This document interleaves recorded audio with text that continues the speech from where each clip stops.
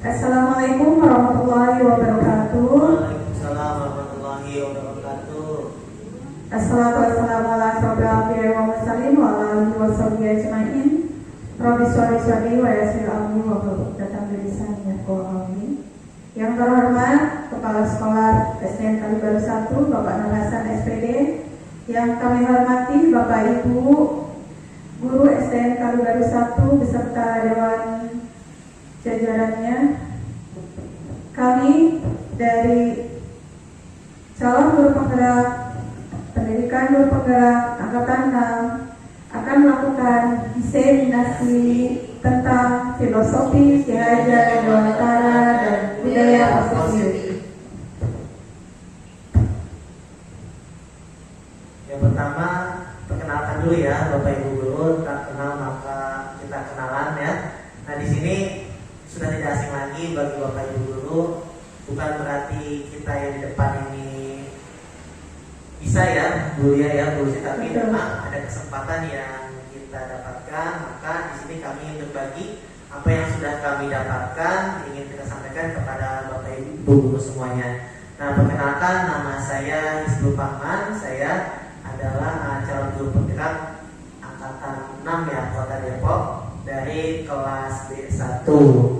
Berikutnya Bu ya.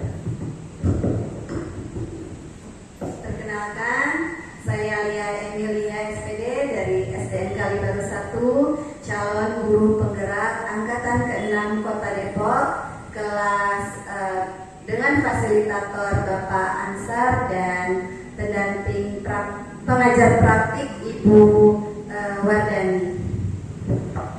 Baik, saya Lucy Susanti SPDSD. Saya adalah calon guru penggerak angkatan 6 Kota Depok dari kelas 69 dengan fasilitator Muhammad Rito Mutakin dan pengajar praktik Ibu Komalasari. Terima kasih. Baik, untuk sesi 1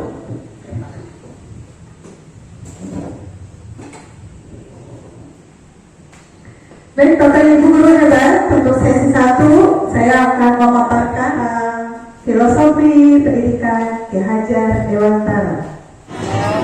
Tangan diputar-putar ke tepuk tangan, tangan diputar-putar peganglah bahu, tangan diputar-putar peganglah lutut, goyang-goyang, goyang-goyang, goyang-goyang, putar-putar ke kanan, diputar-putar, putar ke kiri.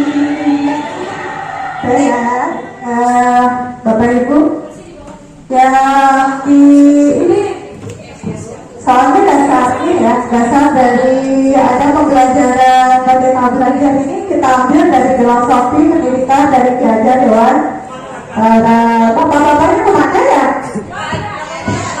Iya, bapak-bapak tolong dong, soalnya ini mau di videokan. Ada maksudnya ini materinya. Baik, ini ibu-ibu aja ya, ibu-ibu aja nih ya. Oke. Ibu-ibu, kita adalah seorang guru ya. Seorang guru adalah profesi ya, profesi yang sangat mulia. Profesi guru adalah anugerah yang terindah. Karena apa? Guru adalah profesi yang sangat mulia, yang memiliki keunikan tersendiri ya, di mana mengemban tugas dan amanahnya sebagai seorang guru terkadang perlakuan kepada siswa dengan tuntutan tugas, nilai dan lebih berfokus kepada intelektual atau kognitif saja. Jadi sehingga anak-anak itu tidak memiliki kebebasan. Kebebasan apa? Kebebasan dalam belajar, karena kita yang menentukan, ya seperti itu. Dengan segala pola pembelajaran yang membuat mereka kadang tidak berkembang atau bahkan tertekan. Berangkat dari adanya filosofi pendidikan Ki Hajar Dewantara di sini. Siapa sih Ki Hajar Dewantara? Ki Hajar Dewantara adalah Nama aslinya Raden Mas Wahdi Suryaningrat. Ya, beliau terkenal dengan nama Ki Raja Dewantoro. Lahir di Yogyakarta 2 Mei 1889. Beliau adalah tokoh pendidikan yang mendirikan sekolah taman siswa. Ya, dan beliau adalah salah satu tokoh pejuang dalam pendidikan dan merupakan bapak pendidikan nasional. Dasar pendidikan Ki Hajar Dewantara. Ya, pertama adalah pendidikan merupakan proses menuntut. Maksud pendidikan itu adalah menuntut segala kekuatan kodrat yang ada pada anak-anak. Jadi anak-anak lahir itu sudah memiliki kodrat, ya, agar mereka dapat mencapai keselamatan dan kebahagiaan yang setinggi-tingginya baik sebagai manusia maupun anggota masyarakat. Ini menurut Ki Hajar Dewantara, ya, di buku Dasar-Dasar Pendidikan. Dasar pendidikan menurut Ki Hajar Dewantara adalah menuntut atau among, ya. Kita itu berfungsi sebagai among, ya, menuntut, gitu. Dengan tiga filosofinya, yaitu Ingar Sosok Tulodo, Tuturi Madya Mangunkaso, dan Tuturi Handayani. Ingar Sosok Tulodo adalah di depan memberi contoh. Seorang guru harus memberikan contoh atau teladan, panutan, ya. Infantnya Pamosanso di tengah memberikan atau membangun semangat atau ide, dan dari belakang memberikan dorongan. Seorang guru memberikan contoh atau teladan baik kepada peserta didik, sesama guru dan seluruh keluarga sekolah. Di tengah, seorang guru harus mampu membangun semangat, ya, menciptakan ide atau berkarya dan berinovasi di lingkungan tempat tinggalnya atau di lingkungan kerjanya. Selanjutnya dari belakang seorang guru itu harus bisa memberikan dorongan, motivasi, arahan, semangat kepada peserta didik dan seluruh warga sekolah maupun yang ada di lingkungan tempat tinggalnya. Dalam menuntut laku, karena tadi among menuntut, ya, KHD mengibaratkan peran pendidik, peran guru itu seperti seorang petani atau tukang kebun. Bu, kita kan guru bukan tukang kebun ini ibarat. Jadi anak-anak itu seperti biji tumbuhan, ya, yang ditanam oleh petani. Nah, ditanam, anak-anak itu bagaikan bulir jagung yang ditanam. Biji jagung itu ditempatkan di tanah yang subur dengan mendapatkan sinar matahari, pengairan yang cukup, dan baik kepada peserta didik. Demikian juga sebaliknya, meskipun biji jagung itu merupakan bibit yang unggul, tetapi jika kita menanamnya di tempat atau di tanah yang besar dengan pola pendidikan kita yang memang tidak bagus, ya, maka apa yang akan terjadi? Ya, bibit atau biji jagung itu tidak akan tumbuh dengan optimal. Nah, seperti itu. Dasar pendidikan KHD menuntut among itu dalam proses penuntutnya anak diberi kebebasan. Namun pendidik sebagai among, sebagai penuntut, memberi tuntunan dan arahan agar anak itu tidak kehilangan arah. Ya, misal kita memberikan teladan yang baik, contoh yang baik, supaya diaplikasikan pada anak-anak. Nah, seperti itu. Ya, contoh baik, hal baik yang memang kita terapkan ke anak-anak, kita tuntut mereka. Yang kedua, pendidikan disesuaikan dengan kodrat alam dan kodrat zaman. Di sini dalam melakukan pembaharuan yang terpadu, hendaknya selalu diingat bahwa segala kepentingan anak-anak didik kita, baik mengenai hidup pribadi maupun hidup di masyarakatnya, jangan sampai meninggalkan segala kepentingan dengan hubungan dengan kodrat keadaan baik alam maupun zaman. KHD hendak mengingatkan kepada kita selaku pendidik bahwa pendidikan anak sejatinya harus melihat kodrat anak yang selalu berhubungan dengan zaman. dari kodrat zaman, pendidikan global menekankan pada kemampuan anak untuk memiliki keterampilan abad 21 dengan segala tetap harus disaring. Meskipun teknologi semakin canggih, semakin apa, tetap kita harus memberikan arahan agar mereka menyaring ya budaya-budaya dari luar. Oleh sebab itu muatannya kabupaten pengetahuan yang diadopsi sejatinya tidak bertentangan dengan nilai-nilai kemanusiaan. KHD menegaskan juga bahwa didiklah anak-anak dengan cara yang sesuai dengan tuntutan alam dan zamannya. Kita sekarang sudah hidup di era kecanggihan teknologi. Berarti kita harus menerapkan pendidikan yang memang menerapkan kecanggihan teknologi. Jangan kita mengajar pembelajaran yang sudah old gitu ya. Contohnya anak-anak sudah bisa HP. Dalam pembelajaran gunakan kecanggihan teknologi seperti itu. Alhamdulillahnya kemarin kita pandemi menggunakan teknologi ya. Berikutnya dasar pendidikan KHD kodrat anak itu adalah bermain, terutama di kelas di tingkatan SD. Di tingkatan SD itu sebetulnya kodrat anak masih bermain, ya tahapan bermain. Nah, bermain di sini kita bisa masukkan ke dalam pembelajaran. Contoh, ada strategi pembelajaran yang menggunakan games. Ya, kalau menggunakan teknologi gamesnya apa? Kuisis. Ya, itu namanya juga games. Ada strategi pembelajaran yang menggunakan games. Contohnya sistem peredaran darah kelas 5 sudah ya. Nah, itu dibikin games.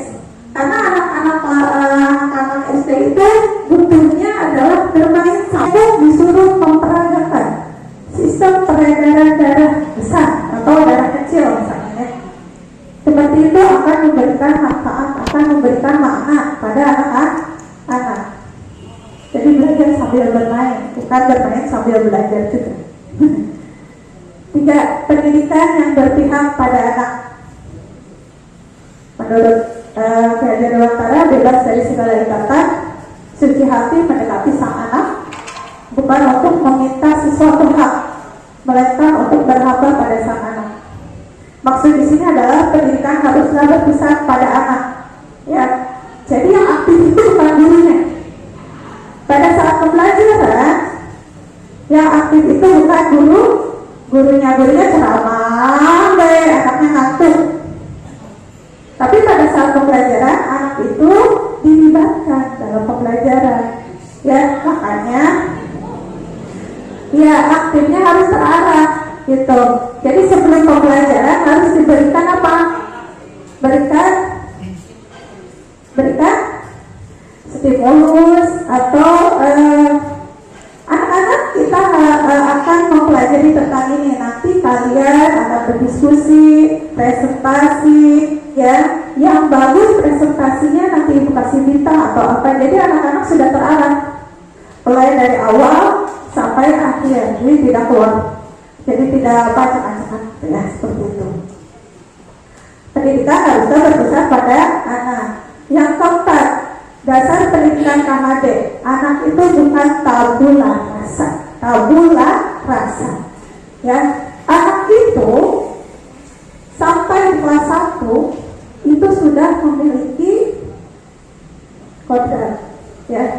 Berbeda dari TK kan ke SD, dia sudah memiliki pengetahuan. Dia bukan kertas kosong lagi yang bisa digambar sesuai keinginan orang dewasa. Dia sudah memiliki bakat, ya. Bakat. Anak lahir dengan kekuatan kodrat yang masih samar-samar. Jadi si kodrat, si bakatnya itu masih samar, ya.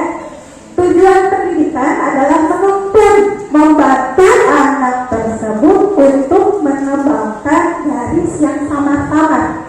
Karena anak itu unik, anak itu banyak bakatnya beda-beda kan ya. Kemampuan anak beda-beda.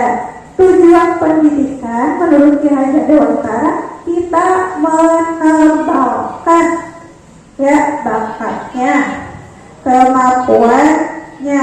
Bu, nanti nggak tebel-tebel gimana? Setidaknya tebelin sedikit. Kita sudah berhasil. Anak yang susah memang kemampuan anak kan beda-beda ya. Ada yang high, middle, low gitu ya. Yang low-nya ini kalau kita cuma menebakkan sedikit, alhamdulillah itu sudah berhasil. Jadi kita jangan menuntut anak ini memang harus sama dengan kemampuannya yang lain. Karena anak yang usia 0 sampai 8 tahun masa anak-anak aktif bergerak ke sana kemari, mencoba ini dan itu, menanyakan semua hal tanpa rasa lelah. Satu-satunya hal yang membuatkan lelah adalah istirahat. Jadi di masa ini anak-anak memang memiliki kinestetik yang luar biasa ya, antara 0 sampai 8 tahun, berarti antara sampai kelas berapa ya? Kelas 3 kan berarti ya, kelas 2, kelas 3 ya. Lalu berikutnya 8 sampai irama dalam setiap gerak. Mereka mulai merasakan betapa irama bisa memberikan dorongan untuk melanjutkan dan menciptakan gerakan tersebut. Jadi di sini di fase ini anak-anak sudah mengenal seperti operasional ini ya, bukan konkret lagi tapi abstrak, dan mereka kinestetiknya tetap ada, tetapi kita hanya menuntut mereka untuk mengembangkan potensi yang ada. Berikutnya di usia 16 sampai 24, masa sosial mulai menyadari bahwa semesta bergerak dalam irama. Mereka pun mulai menggunakan irama sebagai sumber inspirasi menemukan kodrat. Jadi di sini masa-masa 16 sampai 24 ini mereka mengetahui bakat, minat, dia kodrat mereka seperti apa dan cita-cita mereka seperti apa, dan kita hanya mempersiapkan mereka untuk terjun ke dunia masyarakat. Lalu filosofi banyak ya, filosofi ya Dewantara yang berikutnya adalah asas trikon. Pertama yaitu kontinuitas, artinya kita sebagai guru itu harus bergerak dan berpikir maju ke depan tanpa melupakan sejarah. Ya, dan tidak boleh lupa akan nilai budaya hakiki yang dimiliki oleh bangsa Indonesia. Sebagai seorang pendidik harus memperkenalkan sejarah dan budaya. Kita perlu belajar dari sejarah untuk kemajuan pendidikan Indonesia di masa yang akan datang dan tumbuh kembangnya peserta didik di masa yang akan datang. Yang kedua adalah konvergensi. Artinya pendidikan itu harus berasaskan memanusiakan manusia dan memperkuat nilai kemanusiaan. Seorang pendidik dan seluruh warga sekolah harus menanamkan nilai-nilai kemanusiaan kepada peserta didik. Karakternya dibangun, ya, karakternya dibangun sehingga melahirkan peserta didik yang pemikirannya penuh dengan kebijaksanaan dalam menyikapi kehidupan di masa yang akan datang. Yang ketiga, asas trikonnya yaitu konsentris. Pendidikan harus menghargai keberagaman. Ya, kita sudah banyak keberagaman budaya, keberagaman kemampuan peserta didik juga ya, keberagaman bakat dan minat mereka juga berbeda. Setiap peserta didik memiliki keunikan masing-masing. Setiap peserta didik memiliki potensi yang mereka bawa sejak lahir. Jadi kita sebagai guru tidak bisa menyamaratakan anak didik kita, karena sebelum masuk ke kelas mereka berada dari keluarga yang berbeda, kemampuan berbeda, ya, dan potensi yang berbeda, potensi dan kemampuan sama. Seorang pendidik dan seluruh warga sekolah harus mampu mengidentifikasi dan membaca keunikan dan potensi tersebut sehingga murid dapat merasakan konsep merdeka belajar. Ya, maksud merdeka belajar di sini bukan anak-anak merdeka mau belajar mau tidak, ya, tapi anak-anak diberikan kebebasan, ya, kebebasan berekspresi. mengeluarkan pendapat, mengeluarkan pemikiran ya sesuai dengan kemampuan masing-masing. Berikutnya, konsep pemikiran selanjutnya adalah dalam melakukan prinsip perubahan adalah budi pekerti. Ya, karakter tadi juga masuk ya. Budi itu mencakup cipta, rasa, dan karsa. Diharapkan peserta didik untuk memfungsikan akal dan pikirannya, memiliki mimpi, harapan, dan cita-cita. Jadi kita sebagai guru harus menuntun mereka menuju kepada arah cita-cita yang diinginkan oleh anak-anak ya. Berpikir untuk selalu berbuat yang terbaik. Lalu dalam mengolah rasa atau perasaan, dalam mengolah karsa, memperkuat semangat atau kemauan. Diharapkan pada peserta didik selalu memiliki semangat juang dalam belajar. Bu, ada anak saya yang motivasi belajarnya kurang atau tidak ada. Itu diidentifikasi dulu latar belakang. Oke, selanjutnya pekerti atau tenaga dengan olahraga. Ya, jadi kita selain menembangkan mereka dengan budi pekerti, dengan budi cipta, rasa, dan karsa, juga dengan pekertinya. Ya, itu dengan olahraga untuk memperkuat jasmani sehingga peserta didik dalam mengikuti pembelajaran sudah siap lahir dan batin, sudah sehat, siap jasmani dan rohani. Gagasan-gagasan filosofis Ki Hajar Dewantara ini telah menjadi fondasi yang cukup kokoh dalam praktis pendidikan di Indonesia. Meskipun dalam pengimplementasiannya dewasa ini sering terinfiltrasi, ya, ada juga filosofi barat. Ya, dirasakan filosofi dari Ki Hajar Dewantara itu tidak kalah bagusnya dengan filosofi dari barat. Munculnya degradasi nilai dalam masyarakat sebagai akumulasi proses pendidikan lebih mengedepankan transformasi knowledge. Knowledge itu apa? Pengetahuan daripada transformasi value. Ya, dalam sistem pendidikan adalah tempat persemaian benih-benih kebudayaan dalam masyarakat. KHD memiliki keyakinan bahwa untuk menciptakan manusia Indonesia yang beradab, maka pendidikan menjadi salah satu kunci utama untuk mencapainya. Mencapai apa? Mencapai manusia Indonesia yang beradab. Pendidikan dapat menjadi ruang berlatih dan tumbuh nilai-nilai kemanusiaan yang dapat diteruskan atau diwariskan. Dalam proses pembelajaran, seorang guru harus terus belajar, mengembangkan diri dan mengasah kompetensinya dengan berbagai hal, baik secara individu, komunitas pembelajar, ataupun memanfaatkan teknologi dan informasi, serta mengikuti program dari Kemendikbudristek. Kenapa? Karena guru itu harus di-upgrade. Guru itu harus sesuai dengan perkembangan zaman juga. Jangan peserta didiknya mengikuti perkembangan zaman, tapi gurunya ngajarnya tidak mengikuti zaman. Ya, bisa jalan bareng-bareng nggak? Bisa selaras tidak?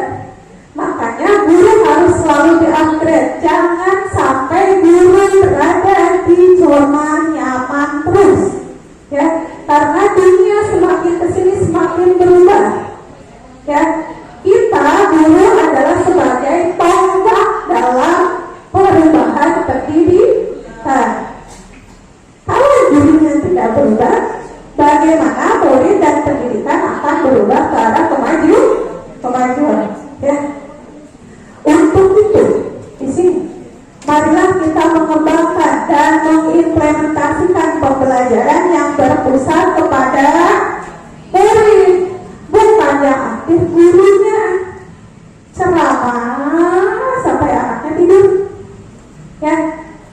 itu. Serta menjadi teladan dan agen transformasi ekosistem pendidikan untuk mewujudkan profil belajar baca dan merdeka belajar Pancasila, beriman dan bertakwa pada Tuhan yang Esa dan berakhlak mulia, berkebinekaan global, gotong royong mandiri, kreatif dan kenal aktivis. Ya, seperti itu. Terima kasih. Salam Budi Bergerak, Budi Bergerak Indonesia Maju. Terima kasih. Wassalamualaikum warahmatullahi wabarakatuh. Waalaikumsalam warahmatullahi wabarakatuh. Assalamualaikum warahmatullahi wabarakatuh. Waalaikumsalam. Ya baik Bapak Ibu, agar tetap semangatnya adalah semangat pagi meskipun sekarang hari sudah siang ya. Jadi kita tepuk semangat pagi. Ya bagaimana tepuknya? Tepuk semangat pagi, pagi tetap happy, tujuh gigi.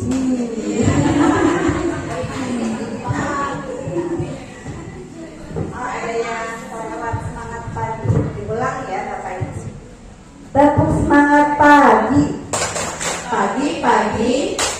semangat pagi, tujuh gigi. Terima kasih Bapak Ibu semua yang sangat luar biasa. Baik, kali ini saya akan coba memaparkan tentang nilai dan peran guru penggerak. Ya.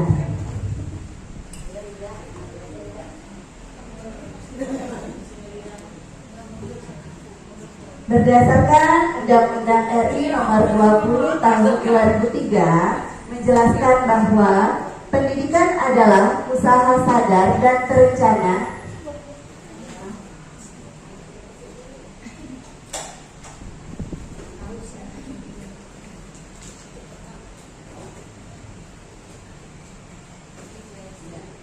jalan sendiri.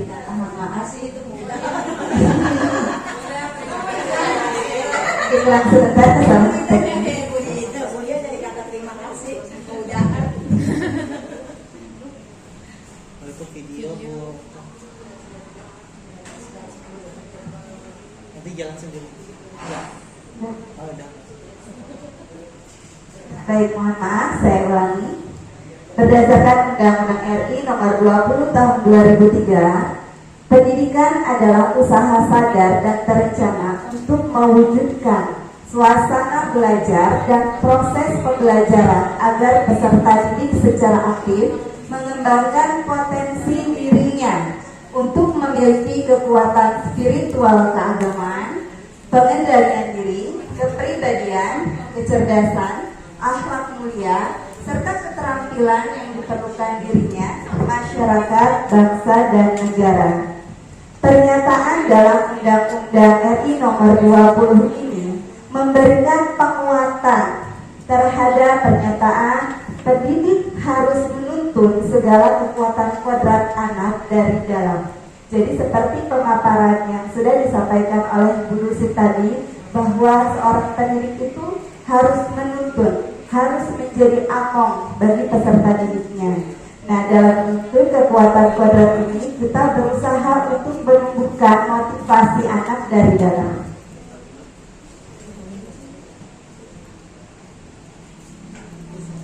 Hal ini juga diberikan penguatan atas teori determinasi diri atau self determination theory oleh Ryan and Deci tahun 2000 yang memaparkan bahwa pendidik perlu fokus dalam menyediakan suasana belajar dan proses pembelajaran yang memungkinkan anak menguatkan dan menumbuh kembangkan motivasi intrinsik mereka. Nah, kemudian pada penerapannya dalam menyediakan suasana belajar dan proses pembelajaran, hendaknya guru dapat membuat siswa merasa kompeten, merasa saling terhubung, merasa otonom atau merasa merdeka dalam belajar.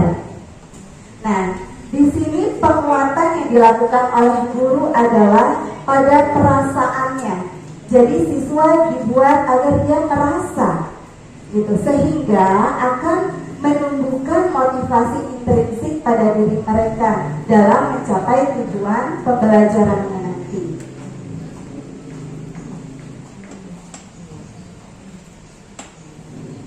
Tadi sudah dipaparkan bahwa menurut Ki Hajar Dewantara, tujuan pendidikan adalah untuk menuntut segala kodrat yang ada pada diri anak-anak agar mencapai keselamatan dan kebahagiaan yang setinggi-tingginya, baik untuk dirinya sebagai seorang manusia maupun dalam anggota masyarakat. Nah, dalam proses menuntun, diri anak ini perlu merdeka dalam belajar, dalam berpikir, ya. Disinilah peran seorang pendidik agar menuntun mereka, menuntun anak-anak didik kita agar tidak kehilangan arah serta membahayakan dirinya. Seperti itu ya Bapak Ibu. Kemudian semangat dalam menuntun anak agar merasa merdeka dalam belajar, merdeka dalam berpikir, agar anak itu merasa bahagia mencapai keselamatannya. Nah, hal inilah yang kemudian melahirkan sebuah tema kebijakan pendidikan di Indonesia yang saat ini sedang digaung-gaungkan, yaitu Merdeka Belajar. Ya, makanya sekarang kita ada kurikulum Merdeka. Dasarnya dari sini.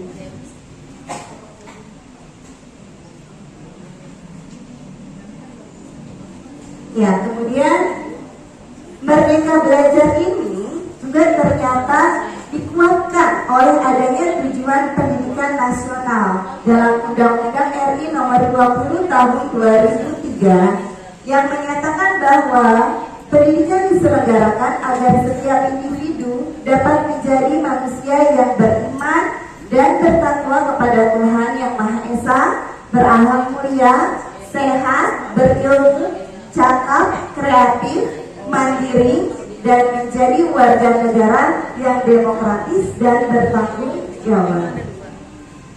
Dari kedua semangat inilah Bapak Ibu yang kemudian melahirkan sebuah pedoman, ya, sebuah penuntun yang konsisten bagi para pendidik agar tidak kehilangan arahnya, yaitu profil pelajar Pancasila yang sudah kita kenal saat ini. Ya, profil pelajar Pancasila ini adalah sebagai pedoman atau pegangan bagi pendidik untuk menumbuhkan semangat belajar pada anak-anak didik kita agar mereka itu bisa menjadi seorang pembelajar sepanjang hayat. Nah, kemudian diharapkan guru juga bisa membangun karakter anak-anak didik kita, ya, agar memiliki karakter yang sesuai dengan nilai-nilai Pancasila. Nah, profil pelajar Pancasila ini terdiri atas 6 dimensi yang sudah kita ketahui bersama. Ya, tadi sudah dinyanyikan lagunya oleh pemapar pertama Bu Lucy. Mungkin bisa biar semangat kita nyanyikan kembali ya Bapak Ibu. Saya minta semuanya berdiri. Kita nyanyi sama-sama lagu profil pelajar Pancasila.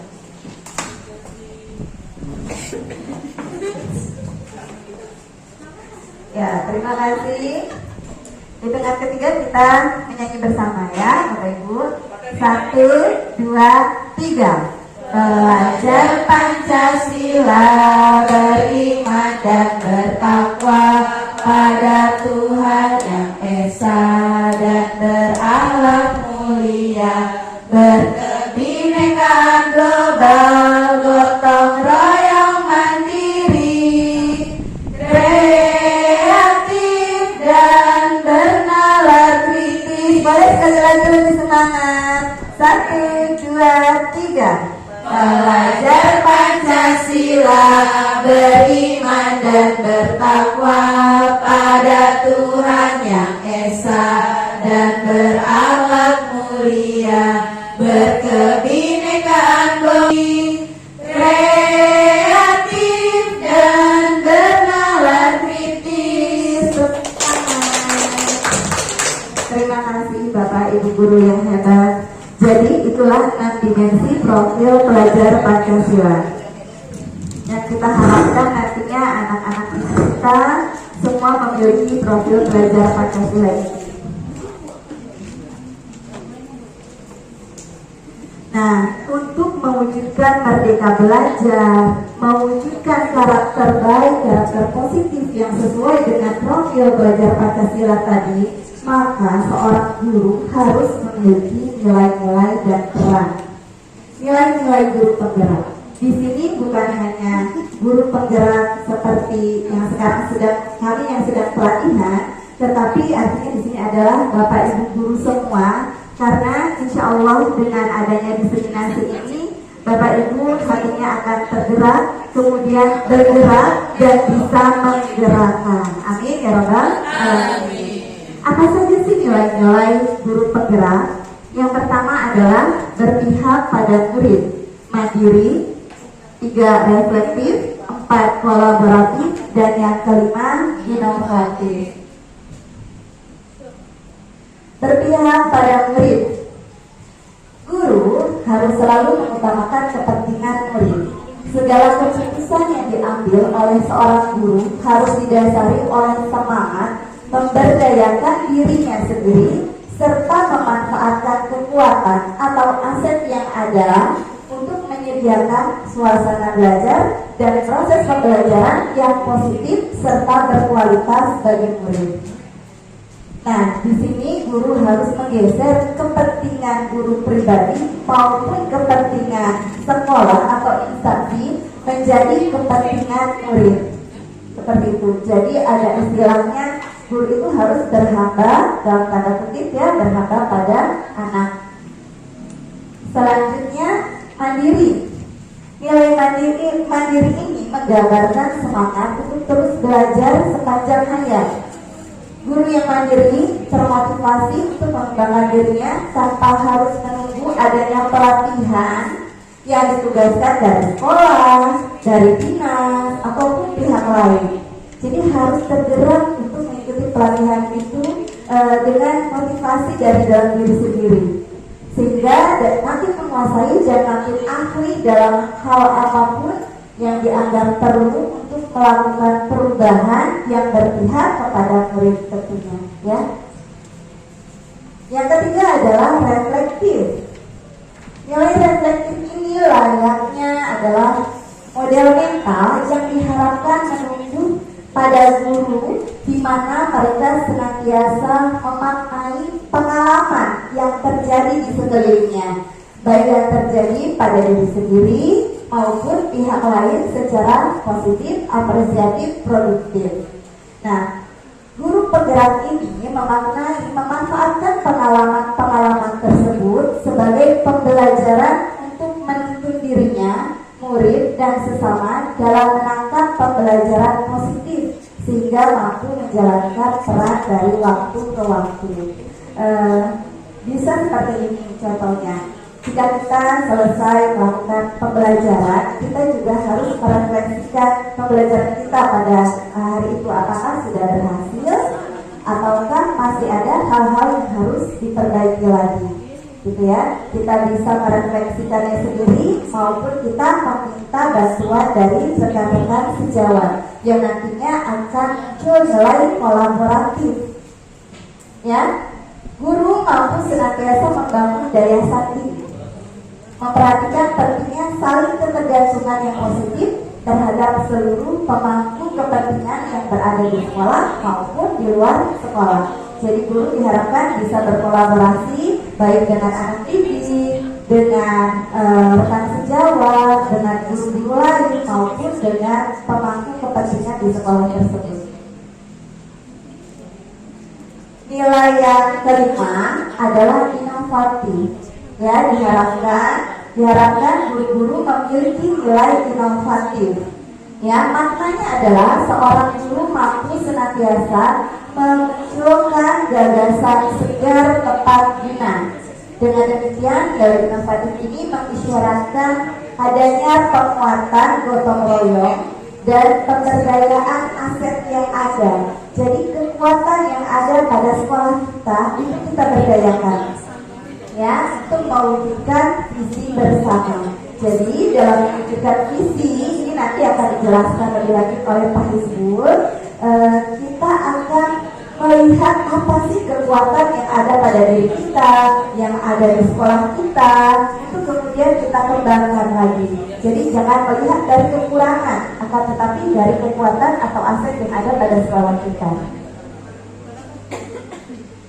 Nah, tadi setelah guru memiliki nilai-nilai, ya, dalam mencapai tujuan tersebut, ya, tujuan pendidikan nasional, guru juga harus memiliki peran apa saja yang harus dimiliki oleh seorang guru penggerak. Ada 5. Yang pertama adalah menjadi pemimpin pembelajaran. 2. Menjadi coach bagi guru lain. 3. Mendorong kolaborasi. 4. Mewujudkan kepemimpinan murid. 5. Menggerakkan komunitas praktisi.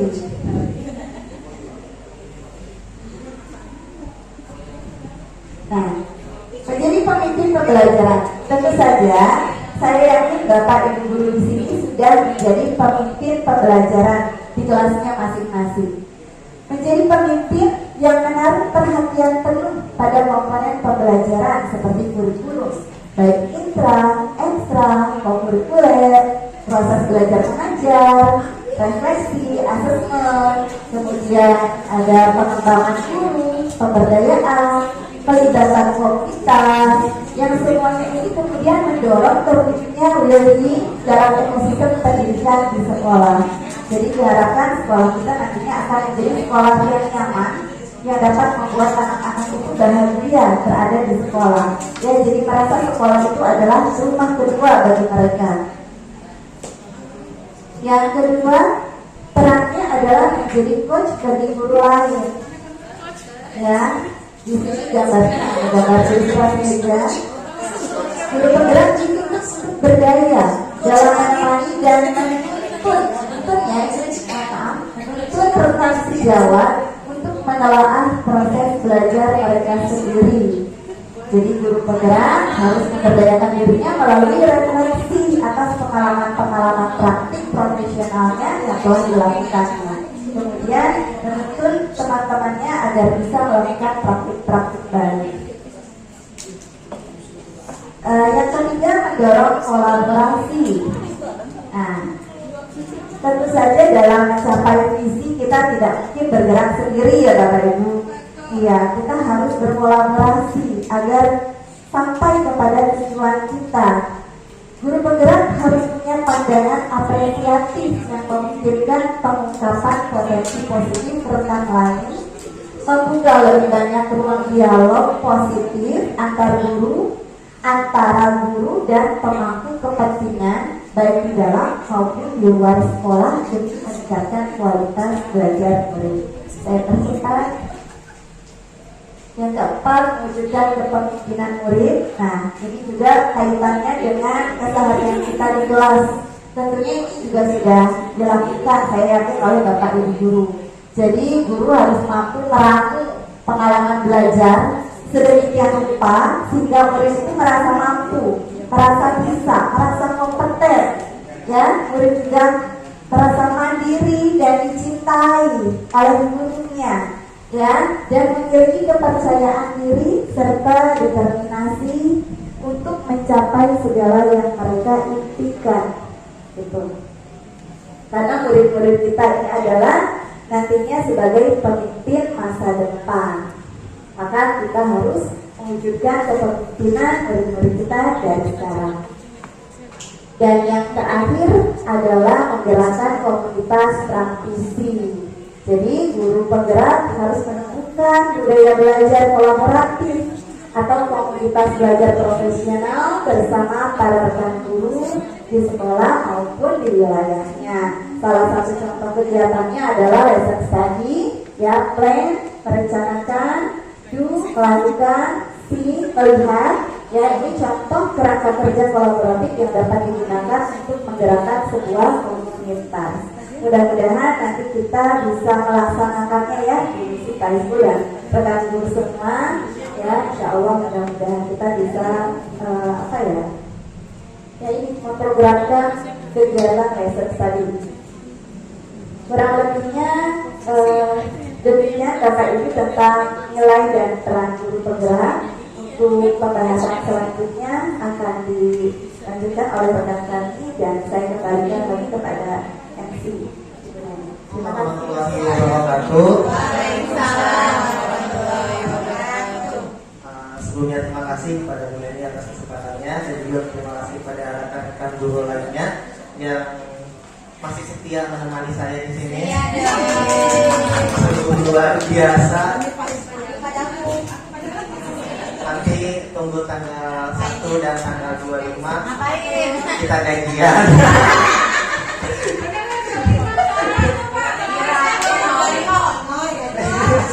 Iya, kalau 5 nonton satu yang. Nah, kita lanjutkan lagi. Nah, di sini langsung saja. Di sini tadi saya kebagian tentang visi seorang guru penggerak. Nah, visi di sini bahwa kita sebagai seorang guru harus memiliki visi.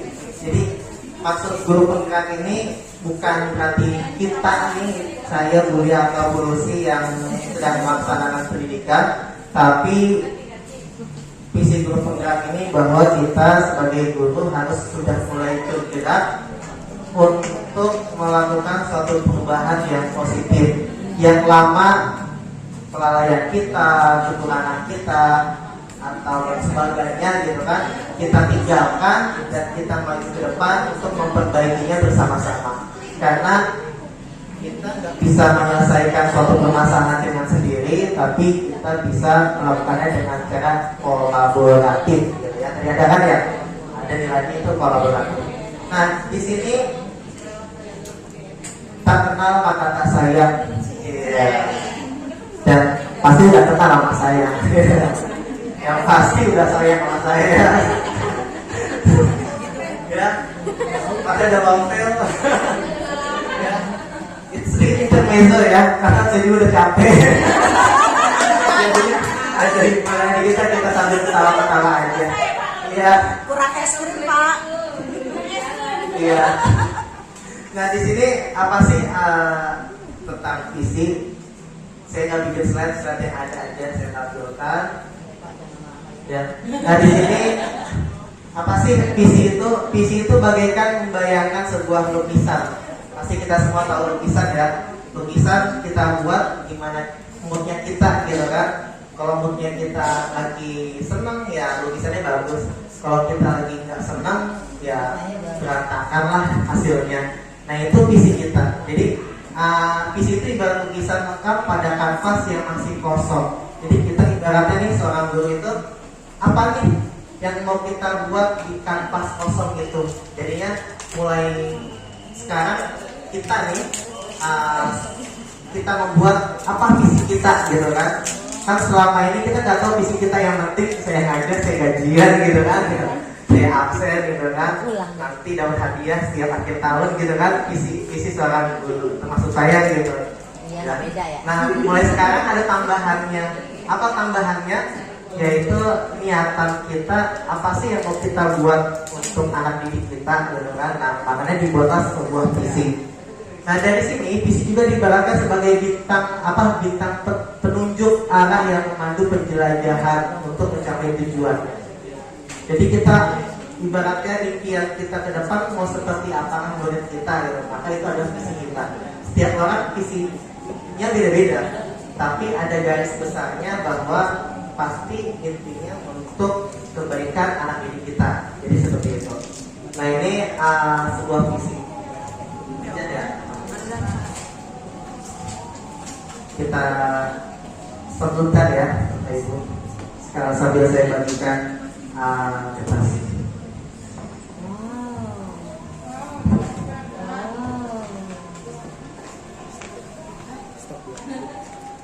Tidak sama Nah, di sini ada gambaran tentang imajinasi saya tentang apa sih impian murid saya yang bakal saya inginin.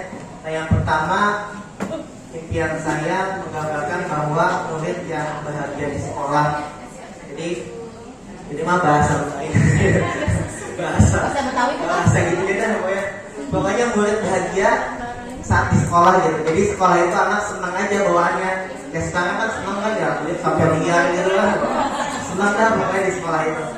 Tapi tanda kutip sekarang itu pengennya sih bahagia itu emang bahagia untuk belajar ya.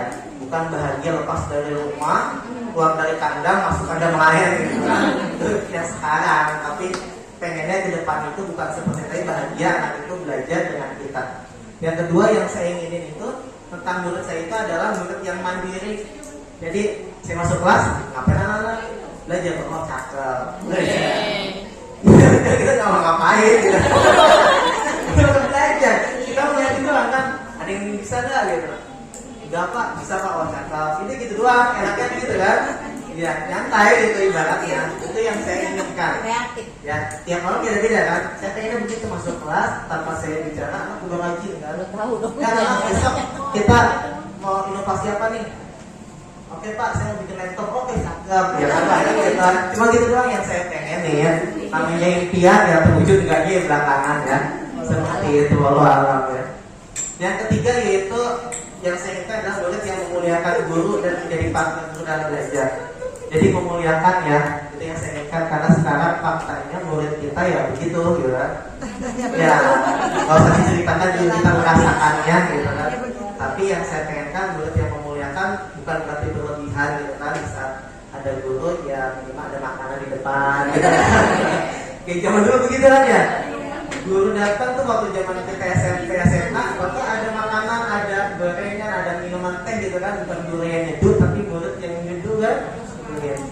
Kita memuliakan ya. Jadi seperti itu yang diinginkan. Tapi bukan itunya doang gitu, bukan itunya doang yang dipengenin, tapi bisa ada guru itu hormat, terus senang dengan kita dan bukan dengan gurunya sendiri, tapi dengan semua guru yang ada di sekolah. Itu ngeliat dulu, wah pengen berebutan salaman gitu, sampai pegang kita, ayo cepat gitu kan ya, rasanya, siapa lagi gitu kan. Oh iya gitu. Jadi di mana aja kan sekarang faktanya kan kita nggak dimuliakan ya. Ada guru lewat gitu kan di luar wilayah sekolah malah dicuekin gitu kan. Mentang-mentang udah lulus bukan nggak kenal. Berarti kan kita sebagai guru nggak dimuliakan. Namun kita pernah ngajarin dia. Tapi yang saya inginkan murid kita ke depannya itu memuliakan kita dan jadi partner dalam belajar. Jadi partner itu kita nggak direpotkan, tapi sama-sama kita belajar apa yuk.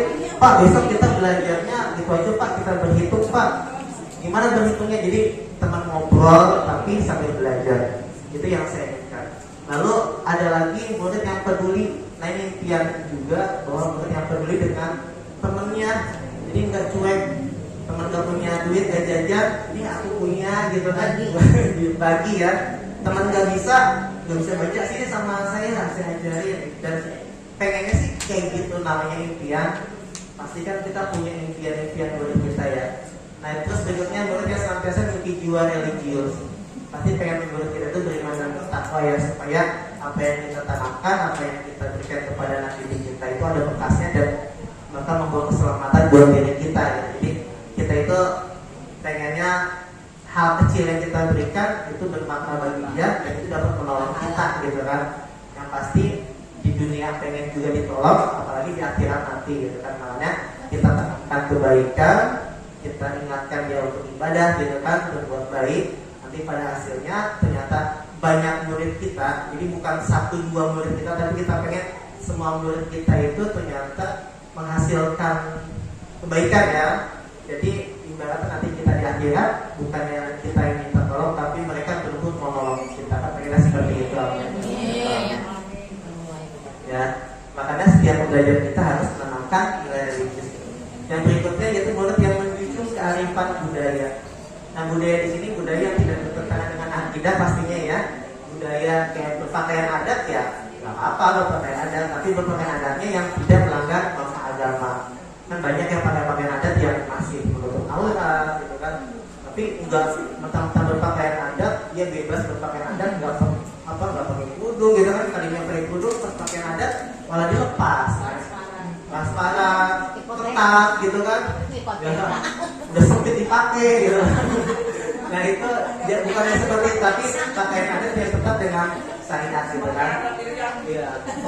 Terus murid yang di kalian dan wawasan global. Kalian itu kita pengen tuh murid kita lebih maju dari kita, bukan jadi saingan buat kita, tapi mereka itu lebih maju, tapi buat kebaikan buat mereka dan teman-temannya gitu. Bukan kan ada sekarang itu anak lebih maju, guru kerepotan gitu kan.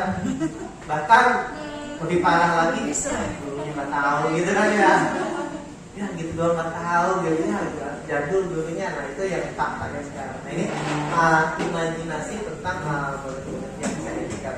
Nah dari impian ini, gitu kan, yang saya inginkan. Nah apa saja bagian-bagiannya, gitu kan? Yang pertama tadi saya memiliki murid yang memiliki karakter budi luhur, beriman dan bertakwa. Jadi ngapain aja di situ ada yang memberikan kebaikan kepada orang lain. Terus apa lagi? Saya percaya bahwa murid adalah sebagai makhluk yang Allah ciptakan ya. Jadi dia memiliki karakter yang berbeda-beda. Kita tahu, jadi nggak bisa kita samain tuh. Semua murid kita harus A semua. Dan itu yang saya rasakan dan luar biasa. Jadi pas pengalaman tahun ini yang luar biasa menurut saya, ternyata beda-beda ya. Dan akhirnya sudah mulai berubah tuh ya. Ternyata yang ada yang aktif dan yang saya rasakan menurut saya itu ternyata unik gitu kan. Tadinya sebulan lalu Rusmi kesel gitu kan bahwa menurut saya itu, sekarang saya jadi resep gitu kan. Emang yang ngocol ya udah saya bahannya saya bully ya. Saya jadi bahan apa? Bahan gumuan buat yang lain, tapi dia cuek aja kan gitu. Yang penting kita nggak bully fisiknya gitu kan. Dan sebagainya itu, jadi keunikan mereka kita bisa manfaatkan untuk kebaikan dia dan teman-teman sekelasnya. Nah, ini adalah tentang kepercayaan tentang murid yang saya dapatkan.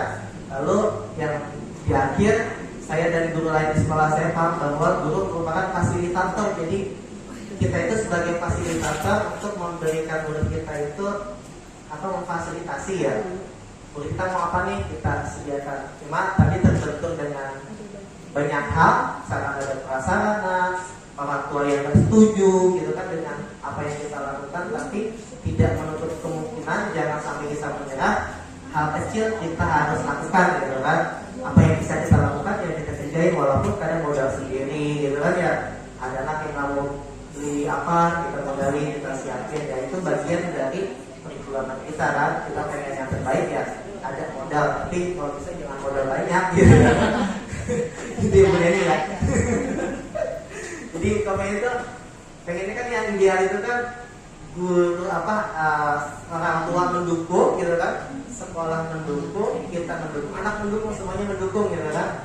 Orang tua finansial dan pemantauannya, sekolah dengan fasilitasnya gitu kan, guru dengan kemampuannya gitu, dan siswa dengan kesiapan dia belajar gitu. Nah itu semuanya kalau 4 hal itu berkaitan, maka pendidikan itu berjalan semuanya. Dan tinggal hasilnya kan masyarakat yang mengalami perubahan. Nah dari semua itu, dari imajinasi, dari impian dan sebagainya, maka tercetuslah sebuah visi. Nah ini adalah visi yang saya buat, yaitu mewujudkan murid yang bermakna. Jadi bermakna itu beriman, bertakwa, mandiri dan kreatif, dan bernalar kritis, serta berbudaya gotong royong. Ya, nah visi ini bisa kita ambil dari P5 atau dari pengembangan P5 gitu. Misalkan di sini beriman dan bertakwa bisa kita ganti jadi berakhlak gitu lah. Jadi pengembangan mandiri kita ganti menjadi kreatif gitu kan. Bisa masih nyambung sih ya, maksudnya berinovasi dan sebagainya. Terus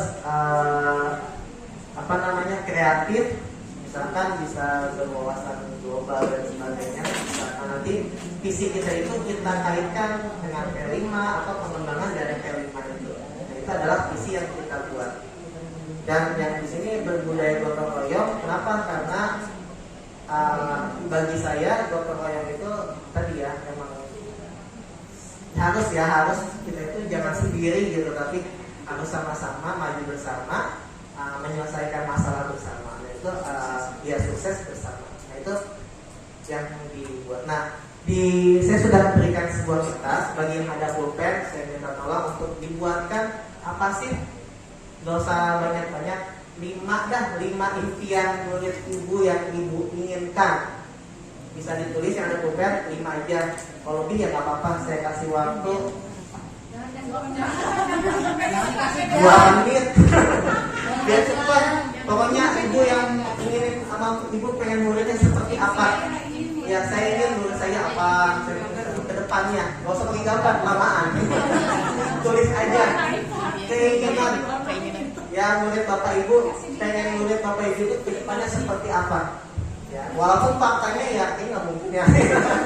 Ya pokoknya tulis aja, namanya impian kan, siapa tahu aja ada 1-2 mah. Ya jadi bisa ditulis ya. Bayang tek ya. Ada yang mirip ya nggak masalah, mirip juga ya. Nah itu impian yang diberikan ya, dan bakal kita ingin. Emang pakai judul Kak? Nggak usah.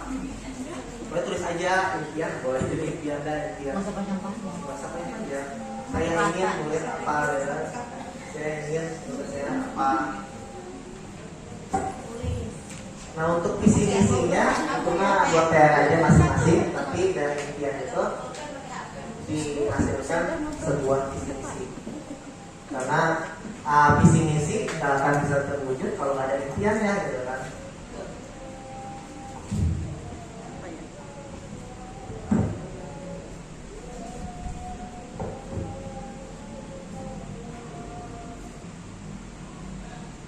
Berapa kok 10? 5 aja. Ya, samaan.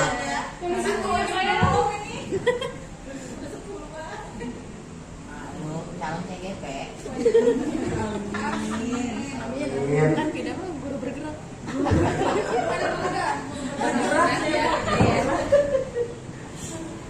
Belum mau kerakan ya? Belum. Setiap hari ya Bu. Tulis, mangga. Yang ada mungkin ada di saja 5. Lebih dari 5 lebih bagus. Yang penting belum ya. Kalau lewat ya lewat dikit. Keinginan murid kita ke depannya seperti apa? Banyak keinginan. Banyak mimpi. Iya. Bisa jadi biar saya misalkan pengennya pulang sekolah anak-anak sekolah saya semua gitu. Sama juga mimpi. Sama juga mimpi. Enggak? Oke. Sambil nunggu ya, sambil dijahit Bu Neni maju ke depan bacain ya.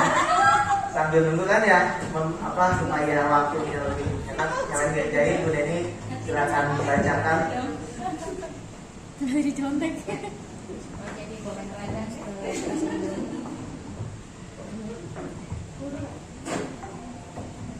Terima kasih Pak Guru atas kesempatannya. Saya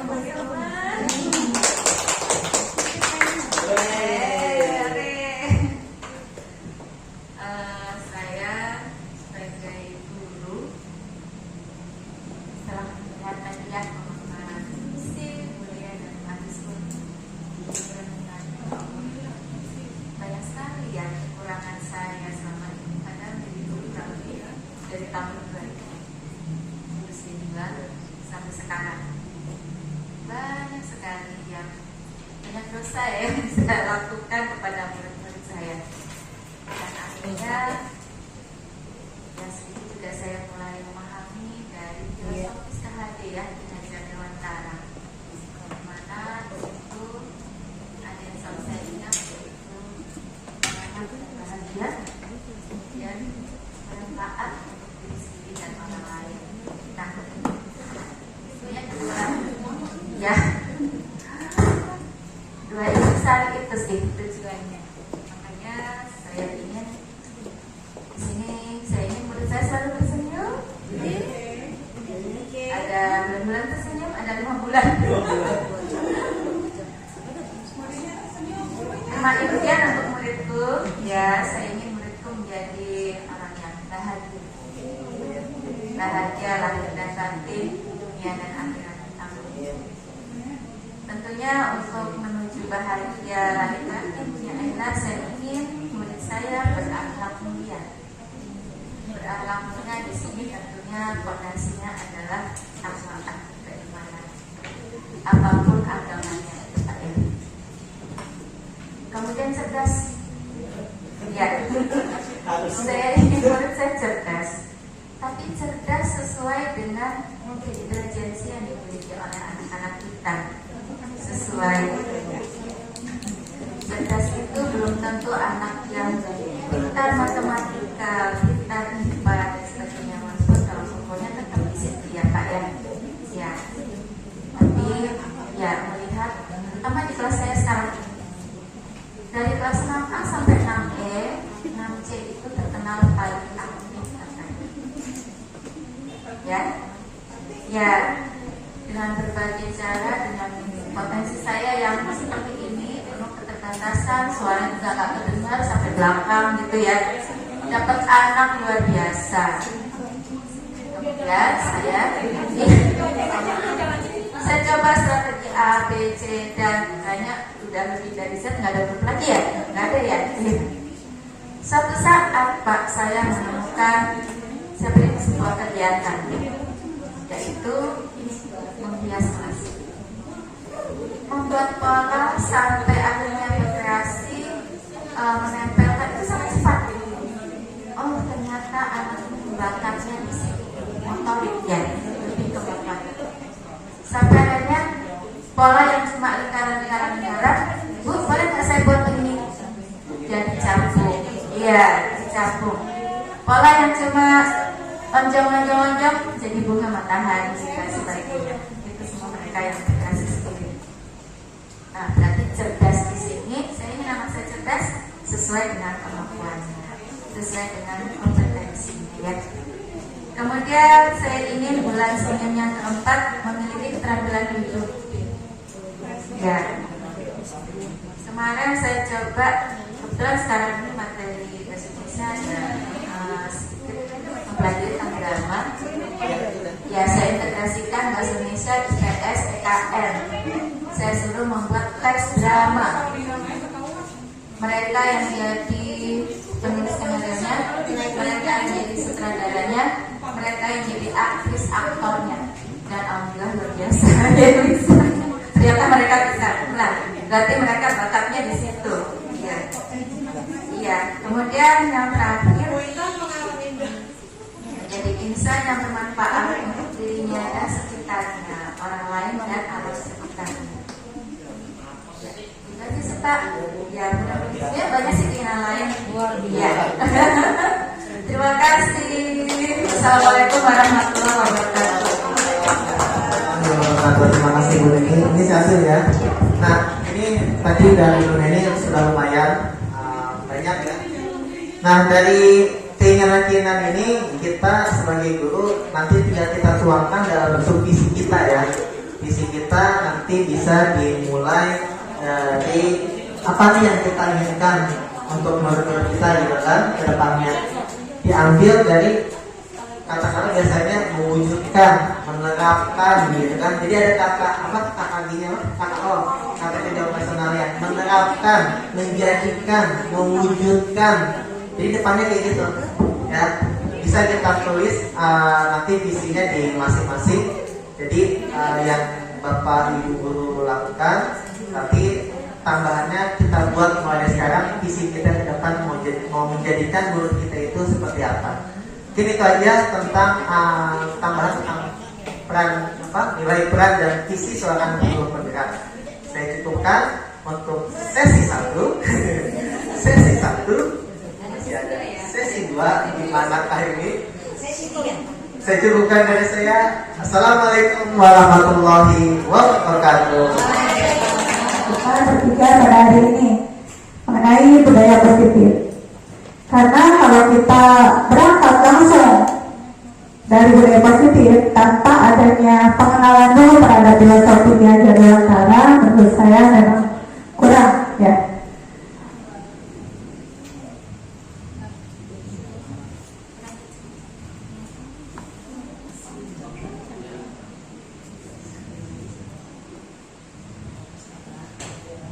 Tadi lagi kali ya proses di apa tidak berkasih kontrol apa sih?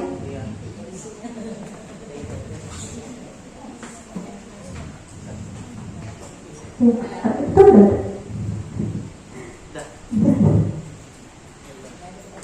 Udah.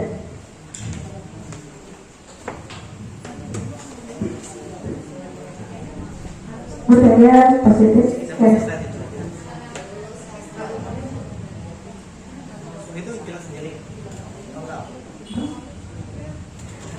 Oke, sebelum ke budaya positif, ini ada pertanyaan pemantik ya untuk kita semua.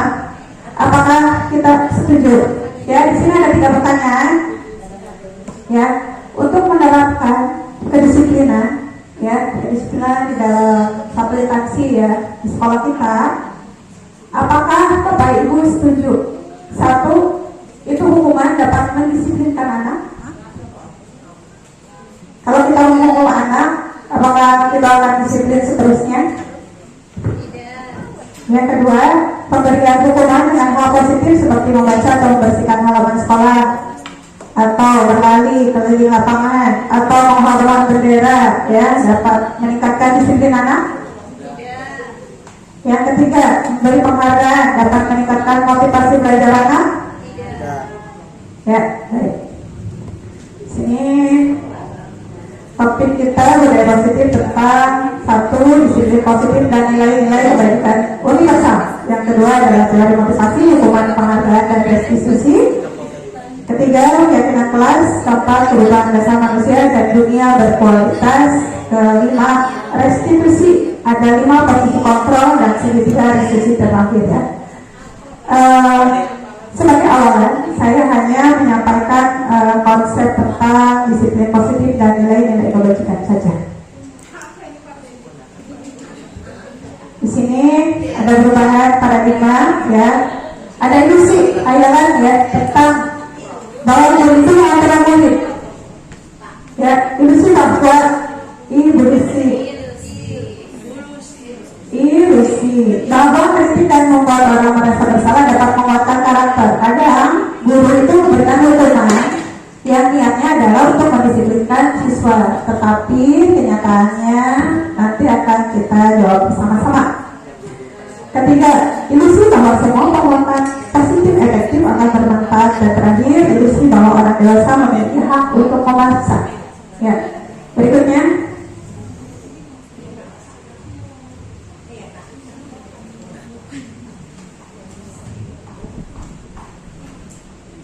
Berikutnya adalah di sini ya, teori disiplin positif. Di sini saya jabarkan apakah makna disiplin. Makna disiplin ini berasal dari bahasa Latin yang artinya belajar. Makna asal dari kata berkonotasi dengan disiplin diri dari murid-murid. Disiplin diri membuat orang menggali potensinya menuju sebuah tujuan dan nilai yang ada. Namun dalam budaya kita, makna kata disiplin telah berubah menjadi sesuatu yang dilakukan seorang pada orang lain untuk mendapatkan kepatuhan.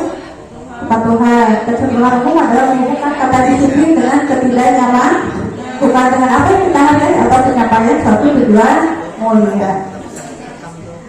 Menurut Jadwalantara mereka, artinya tidak hanya terlepas dari perintah, akan tetapi juga sangat buat pemerintah diri sendiri. Di sini inti dari budaya positif. Budaya positif di sini ya, nilai-nilai kebajikan universal. Nilai-nilai kebajikan adalah sifat-sifat positif manusia yang merupakan tujuan mulia yang dicapai setiap individu. Nilai-nilai tersebut bersifat universal dan lintas bahasa. Pertama, setiap perilaku atau perbuatan pasti memiliki suatu tujuan. Ini adalah teori dari William Glasser. Dengan mengaitkan dari kebajikan yang diyakini seorang, maka motivasi prinsip akan terbangun. Nilai-nilai kebajikan yang ingin dicapai oleh setiap anak Indonesia terkenal dengan profil pelajar baca salah. Ya, Itu ada berapa? Pelajar-pelajar Pancasila ada? Nah, untuk berikutnya instalasi konsep teori motivasi untuk penghargaan restitusi ini akan disampaikan oleh School ya. Karena untuk sesi kedua ini kita berkolaborasi bertiga ya. Untuk itu silakan Pak School. Terima kasih Bapak Ibu guru semuanya, masih tetap semangat dalam sesi kedua ini. Nah, di sini saya melanjutkan dari yang tadi sudah dijelaskan oleh Ibu Lucy. Di sini saya membagikan eksplorasi konsep pembelajaran teori motivasi, hukuman dan penghargaan serta restitusi secara umum saja. Nah, Bapak Ibu semuanya, apa sih tentang teori motivasi? Nah, di sini ada gambaran singkatnya bahwa dalam motivasi itu dalam perilaku manusia yang pertama, satu untuk menghindari ketidaknyamanan atau hukuman. Ya, jadi motivasi itu yang pertama yaitu untuk menghindari ketidaknyamanan atau hukuman. Ini adalah motivasi eksternal. Jadi seperti misalkan anak murid kita misalkan bagi yang berseragam lengkap maka boleh mengikuti upacara. Tapi bagi yang tidak berseragam lengkap maka nanti akan dihukum. Nah, itu bagian dari motivasi eksternal, karena bisa jadi anak-anak bukan karena dia paham, tapi bisa jadi karena dia takut dihukum. Nah, itu adalah motivasi eksternal. Lalu apalagi?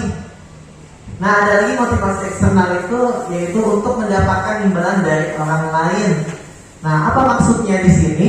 Teori motivasi perilaku manusia bahwa bisa jadi kita biasa melakukan itu seperti misalkan anak-anak bagi yang sudah selesai tugasnya nanti akan ibu berikan hadiah. Nah, itu bagian dari motivasi eksternal. Jadi anak-anak mau mengerjakan apabila dia mau mendapatkan hadiah.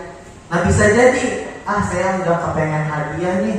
Bisa jadi saya nggak hadiah, akhirnya dia nggak mau melakukan itu. Udah banyak hadiahnya. Nah, makanya kita sebagai guru melakukan motivasi itu nggak harus senantiasa diberikan hadiah ya. Jadi apa yang bagusnya? Nah, nanti ya yang ketiga ini nih yang bagusnya yang harus kita berikan kepada anak.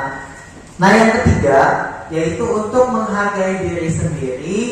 Saya akan menjadi orang yang seperti apa bila saya melakukannya. Apa maksudnya? Nah, dia termotivasi oleh dirinya sendiri. Jadi di sini disebut sebagai motivasi internal yang muncul karena kesadaran anak-anaknya. Pada diri anak itu muncul, saya kenapa harus berseragam nih lengkap? Kenapa? Ya karena memang saya sebagai seorang murid harus berseragam lengkap. Apa? Yang pasti bisa kita berseragam lengkap nanti saya badan saya nyaman, lalu saya enggak dijauhi oleh teman-teman karena saya berbajunya rapi, lalu saya bisa sama dengan teman-teman yang lain pada saat upacara. Nah, jadi muncul sendiri motivasi pada diri anak itu. Jadi motivasi ada eksternal, ada internal. Nah, yang bagusnya adalah motivasi internal yang dimiliki oleh anak-anak. Selanjutnya yaitu adalah restitusi. Nah, ini adalah gambaran sedikit tentang restitusi. Apa sih restitusi? Restitusi adalah proses menciptakan kondisi bagi murid untuk memperbaiki kesalahan mereka sehingga mereka bisa kembali pada kelompok mereka dengan karakter yang lebih kuat. Restitusi juga merupakan proses kolaboratif yang mengajarkan murid untuk mencari solusi untuk masalah mereka dan membantu murid berpikir tentang orang seperti apa yang mereka ingin menjadi tujuan mulia. Lalu dan bagaimana mereka harus memperlakukan orang lain. Nah, ini menurut dosen tahun 2004. Jadi restitusi ini digunakan oleh kita sebagai guru untuk apa? Untuk menjadikan murid kita itu paham apa yang dilakukan oleh anak. Bisa mereka melakukan kesalahan, dia memahami kesalahan yang dia lakukan itu tidak baik untuk dia.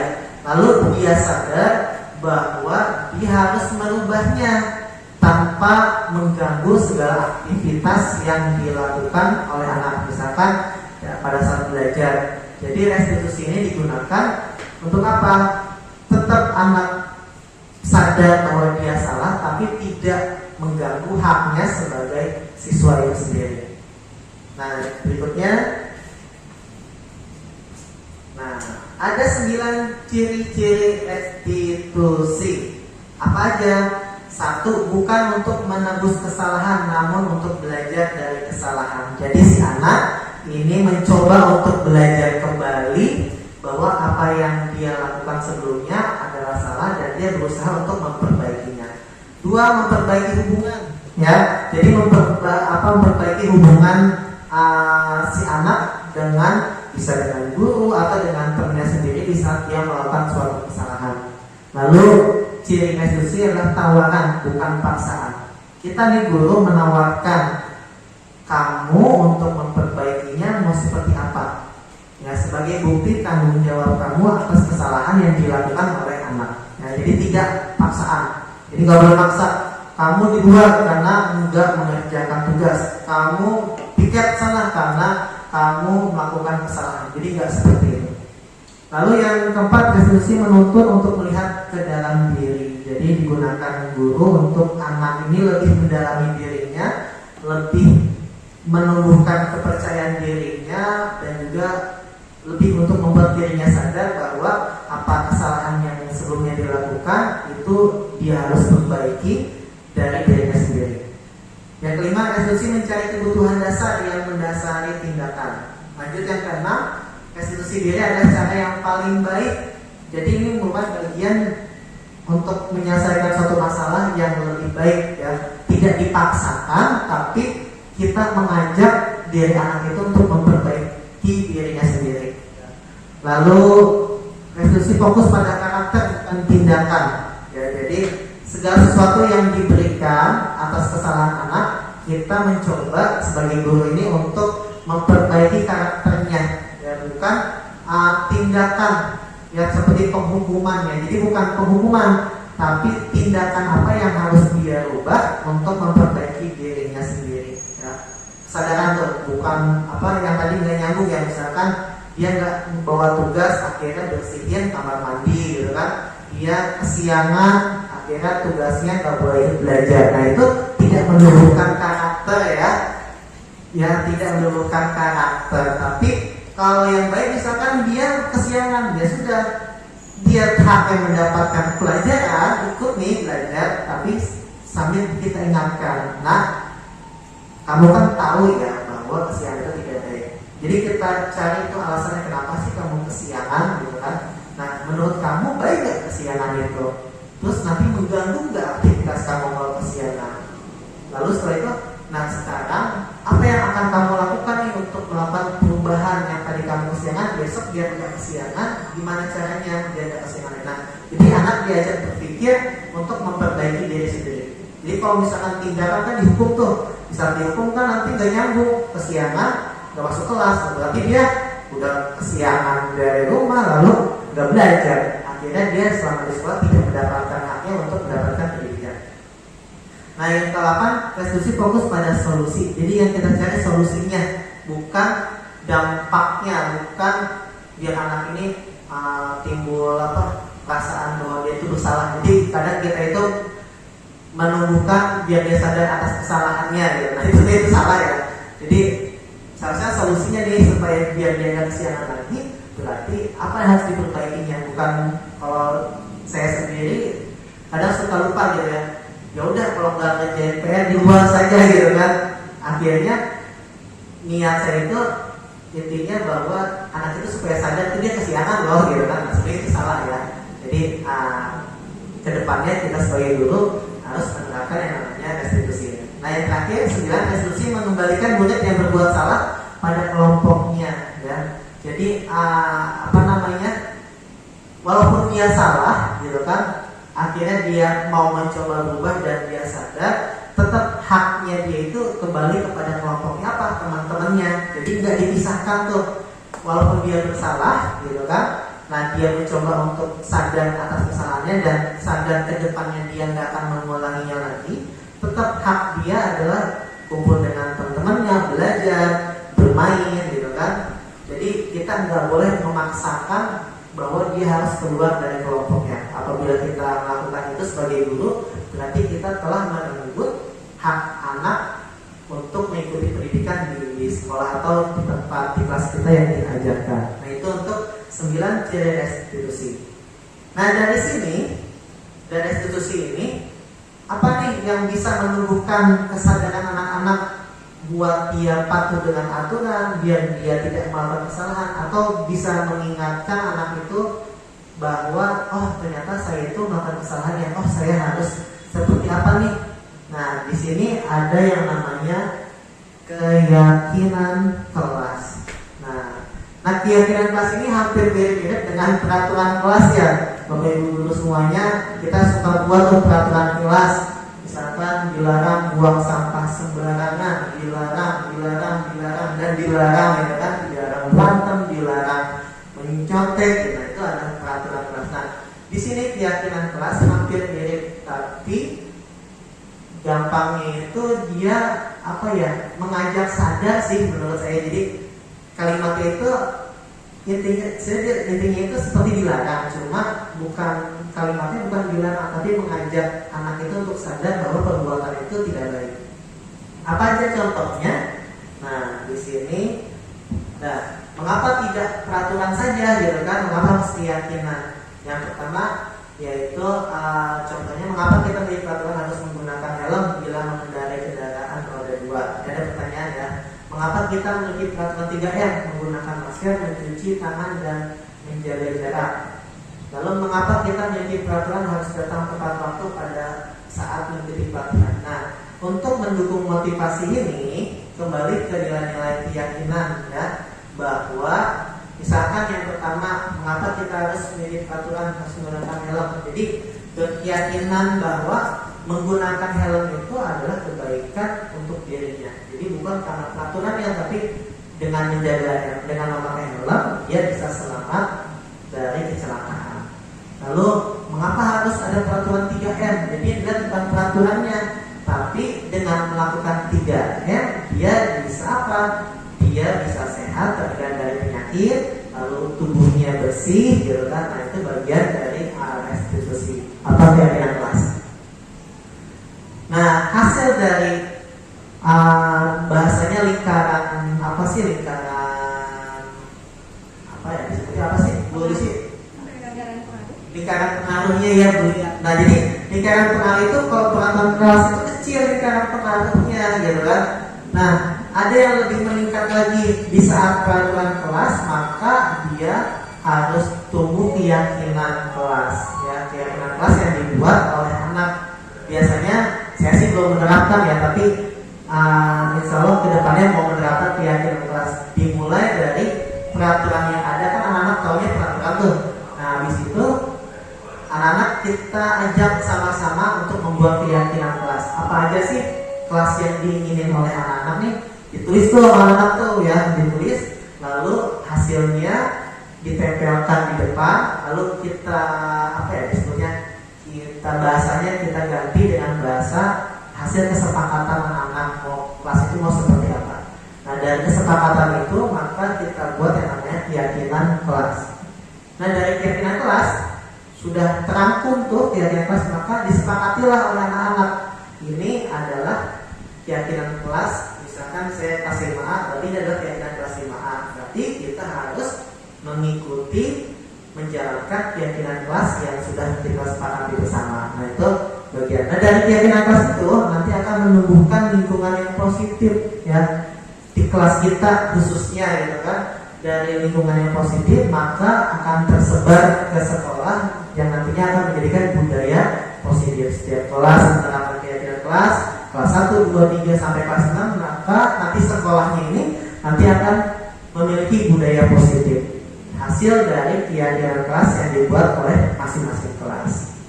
Nah itu ini contoh kesepakatan kelas tadi ya, datang tepat waktu, mengucapkan salam, menjaga kebersihan, berdoa sebelum. Nah ini kesepakatan kelas ya yang biasa yang kita buat. Nah di sini ada tentang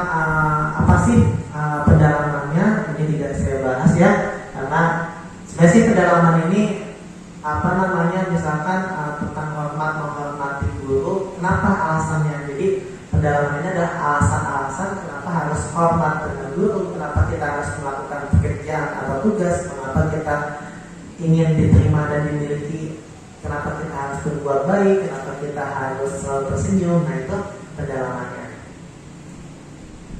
Selanjutnya, nah ini contoh ya tentang pendalamannya. Contoh misalkan kelas hormat tampaknya datang tepat waktu, ya tidak tampaknya yaitu sering hadir terlambat, menyapa teman dan guru setiap hari, tak acuh kepada teman dan guru. Jadi ada yang terlihat, ada yang harus dilakukan, ada yang tidak harus dilakukan.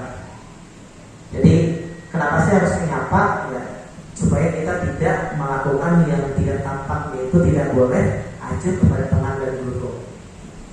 Nah, ini contohnya ya.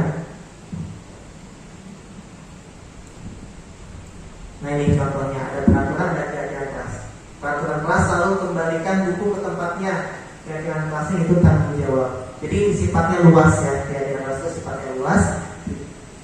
Bisa jadi misalkan menaruh sapu pada tempatnya gitu, berarti dia tanggung jawab setelah piket naruh lagi di tempatnya sapunya. Buku cerita yang dibaca ditaruh lagi di tempatnya. Ya. Nah, itu contohnya ya. Nah, ini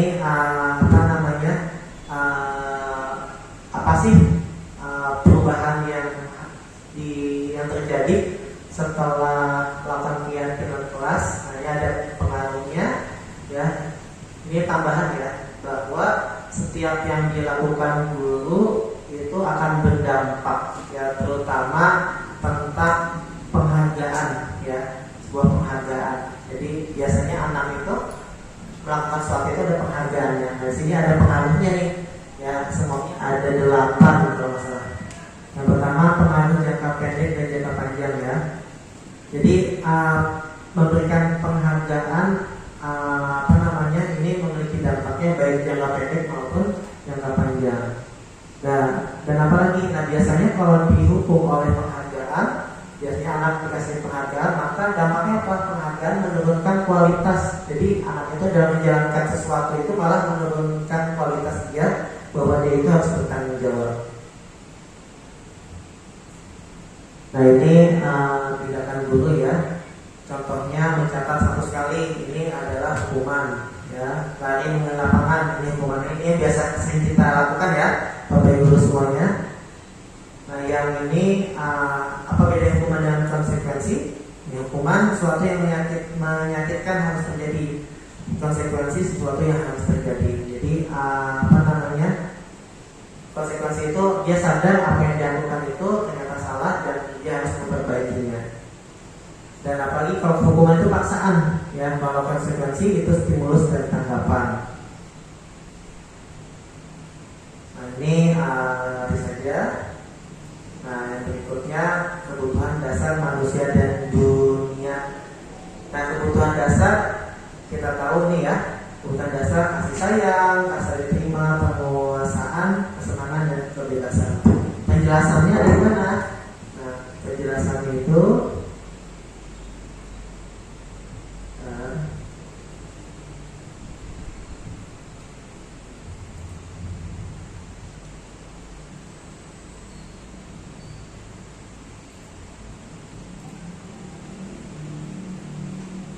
ini adalah kebutuhan dasarnya ya. Jadi pertama kebutuhan bertahan hidup atau survival ya. Di sini dijelaskan kebutuhan bersifat fisiologis ya, harus ada pemenuhan seperti makan, tidur, olahraga. Lalu kasih sayang, kebutuhan dasarnya setiap anak itu butuh kepada kasih sayang ya, dari temannya, dari keluarganya, dari yang ada di sekolah, guru dan sebagainya. Lalu adanya kekuasaan dan penguasaan, kebutuhan pengakuan atas kemampuan. Nah, setiap anak ini memiliki kebutuhan itu, bahwa mereka itu harus ada eksistensi dia di sekolah itu. Nah, kita sebagai guru harus memberikan eksistensi dia dengan sebuah penghargaan ya, penghargaan itu yang dilakukan anak itu supaya dia termotivasi. Yang keempat, kebebasan. Ya, setiap anak itu pasti pengennya bebas, ya. Nah, kita sebagai guru, gimana cara kita mengatur tapi tidak menghalangi kebebasan yang dimiliki oleh anak. Yang terakhir adalah kesenangan atau kebutuhan merasa senang. Jadi anak itu senang ya diajak bercanda, diajak berkawan, terus pembelajaran yang bermakna. Mungkin itu aja dari saya. Saya cukupkan, nanti dilanjut oleh Bu Lia. Sekian dari saya. Assalamualaikum warahmatullahi wabarakatuh. Baik Bapak Ibu sekalian, bertemu lagi dengan saya dalam sesi kedua ini. Baru saja begitu jelas pemaparan dari Pak Hizbul tentang hukuman, motivasi, restitusi, dan keyakinan kelas. Nah, sekarang saya akan melanjutkan bahasan yang sama, yaitu restitusi. Akan tetapi saya lebih kepada penjelasan tentang 5 posisi kontrol guru dan segitiga restitusi.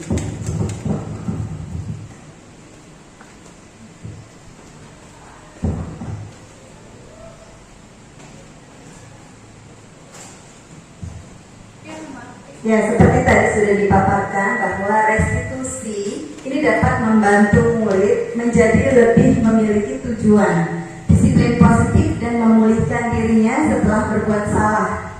Jadi anak ini setelah berbuat salah, dia dikembalikan lagi kepada kelompoknya, ya, agar memunculkan karakter positifnya kembali.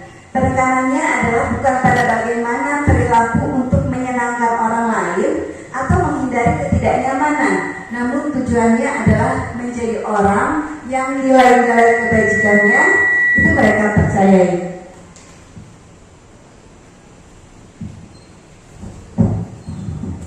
Menurut teori kontrol dari Dr. William Glasser yang kemudian oleh Diane Gosen dirangkum menjadi 5 posisi kontrol guru. Jadi guru di sini memiliki 5 posisi kontrol. Ya, diantaranya yang pertama adalah sebagai penghukum, yang kedua pembuat orang merasa bersalah, yang ketiga sebagai teman, yang keempat sebagai pemantau, dan yang kelima sebagai manajer. Nah, bagaimana kelima posisi kontrol guru ini? Kita lihat di layar Bapak Ibu sekalian. Di sini dibagi menjadi 3 identitas. Yang pertama adalah identitas gagal, kontrol dari luar, yaitu apabila guru berada pada posisi kontrol sebagai penghukum atau pembuat orang merasa bersalah. Kemudian pada identitas berhasil atau sukses, ya, kontrol dari luar, guru berada pada posisi sebagai teman dan pemantau. Dan yang ketiga adalah identitas berhasil atau sukses, ya, di mana anak sudah bisa mengontrol dirinya dari dalam secara intrinsik, yaitu posisi guru ada di manajer. Jadi guru sebagai manajer. Nah, bagaimana apa bedanya dari kelima posisi kontrol ini? Kalau posisi kontrol guru sebagai penghukum, ya, biasanya guru yang berada di posisi sebagai penghukum itu berbicaranya keras, kemudian matanya melotot, tangannya menunjuk-nunjuk. Ya, nah di sini anak merasa tersakiti, ya, karena diperlakukan seperti itu oleh gurunya. Nah, biasanya guru yang berada pada posisi penghukum ini berkatanya seperti ini, Bapak Ibu. Kalau kamu tidak melakukannya, awas ya, rasakan nanti hukuman dari Bapak Ibu guru. Nah, seperti itu. Jadi membuat anak itu merasa takut. Ya, hasilnya apa? Karena tadi anak ini merasa takut, dia jadi anak yang memberontak, kemudian bisa menyalahkan orang lain dan bisa juga berbohong untuk menutupi kesalahannya di masa yang akan datang. Kalau dia berbuat salah lagi, dia akan berbohong, gitu, bukan memperbaiki dirinya. Nah, kemudian murid ini meletakkan guru di luar dunia berkualitasnya. Jadi murid menjadi tidak respect lagi terhadap guru tersebut, ya. Nah, kemudian murid juga bisa berkata, biarkan saja ibu guru itu bicara, nanti juga marah-marah lagi kok. Seperti itu. Ya, dampaknya apa terhadap murid ini? Nanti murid ini bisa melakukan kesalahan yang sama. Jadi kesalahan itu akan diulanginya lagi, karena dia tidak sadar bahwa yang dilakukannya itu sebenarnya adalah sebuah kesalahan. Gitu. Yang kedua adalah posisi pembuat orang merasa bersalah. Nah, kalau guru yang berada di posisi ini biasanya berbicaranya itu lemah lembut, tapi sedikit menyindir. Anak jadi merasa bersalah, anak merasa rendah diri, dan merasa tidak nyaman dengan perkataan dari bapak atau ibu guru tersebut. Nah, biasanya guru itu berbicaranya atau berkatanya, kamu seharusnya sudah tahu, ibu lelah sekali mengatakannya, ibu stres nak, kamu senang ya membuat ibu susah. Nah, seperti itu ya. Kemudian hasil dari posisi kontrol ini adalah anak itu bisa menyembunyikan perilaku tidak baiknya. Dengan cara apa? Dia berbohong, ya, karena dia tidak mau nantinya akan membuat dibuat merasa bersalah lagi oleh si guru tersebut, gitu ya. Nah, di sini pun murid meletakkan guru di dalam dunia berkualitasnya, ya. Kemudian murid berkata, maafkan saya bu, akan tetapi hasilnya adalah hasil dalam jangka panjangnya murid nanti akan merasa rendah diri, ya. Jadi dia akan merasa rendah diri, dia akan merasa tidak nyaman, apalagi kalau bertemu dengan guru tersebut, ya. Kemudian posisi kontrol yang ketiga adalah sebagai teman. Nah, biasanya guru yang berada di posisi ini, gurunya itu bersikapnya santai, ya. Kemudian dalam menyikapi perilaku muridnya itu sambil berkata dengan kata-kata yang sifatnya bercanda, ya.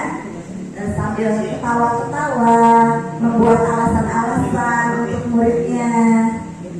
Contohnya seperti apa nih kata-kata gurunya? Misalnya, ayolah nak, lakukan ini demi ibu. Masa kamu tidak mau? Ibu kan juga pernah membantu kamu, nah. Nah, seperti itu. Nah, hasilnya ini nanti anak akan ketergantungan terhadap guru tersebut, ya.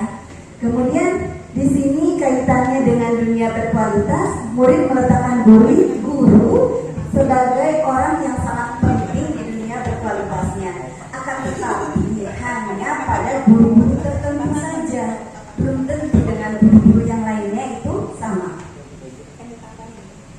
Lalu murid dapat berkata, saya pikir bapak itu teman saya, ternyata begitu. Nah, ketika murid itu merasa kecewa, dia akan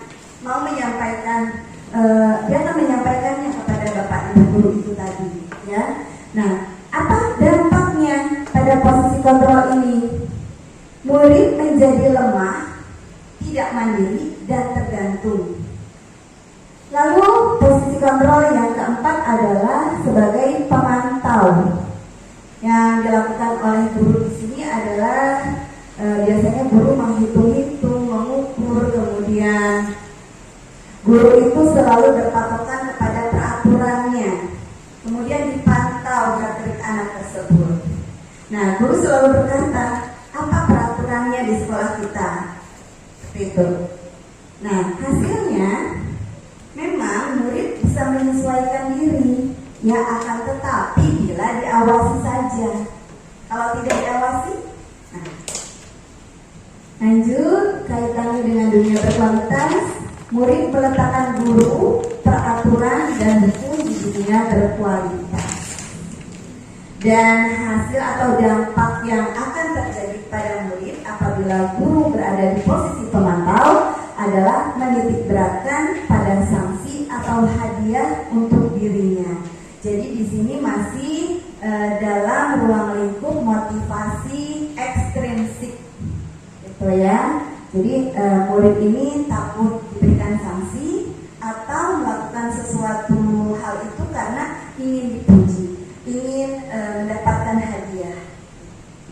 Nah, yang paling baik adalah posisi guru sebagai manajer. Karena dengan guru berada pada posisi sebagai manajer, nanti siswa akan dapat menghargai dirinya sendiri.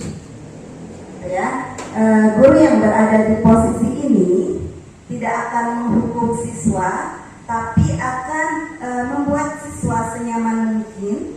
Kemudian juga akan berusaha memberikan penawaran agar menyelesaikan permasalahan yang sedang terjadi, gitu ya. Kemudian juga siswa dikembalikan lagi kepada kelompoknya agar siswa ini sudah sudah terbentuk karakter baiknya sehingga tidak ada pengulangan kesalahan lagi. Nah, biasanya guru yang ada di posisi manajer akan berkata, apa yang kita yakini, apa yang bisa kamu kerjakan untuk memperbaiki masalah ini. Nah, hal ini bisa menguatkan pribadi anak. Ya, hasilnya atau dampaknya adalah siswa yang tadi melakukan kesalahan akan bisa mengevaluasi dirinya. Ya, dia akan berpikir bagaimana cara memperbaiki diri saya agar saya tidak melakukan kesalahan lagi.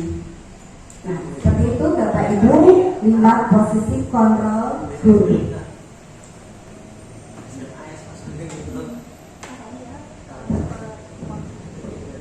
Nah, dalam melakukan restitusi terhadap siswa yang tadi melakukan kesalahan, ada beberapa langkah yang harus kita lakukan. Ya, sini ada 3 langkah restitusi, yaitu yang pertama menstabilkan identitas, yang kedua validasi tindakan yang salah, dan yang ketiga adalah menanyakan keyakinan.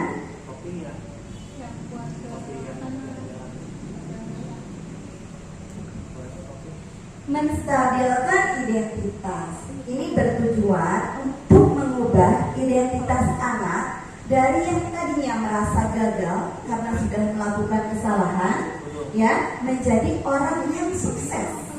Nah, bagaimana ini bisa terjadi ya? Kok dari gagal bisa menjadi sukses? Nah, disadarkan dulu nih.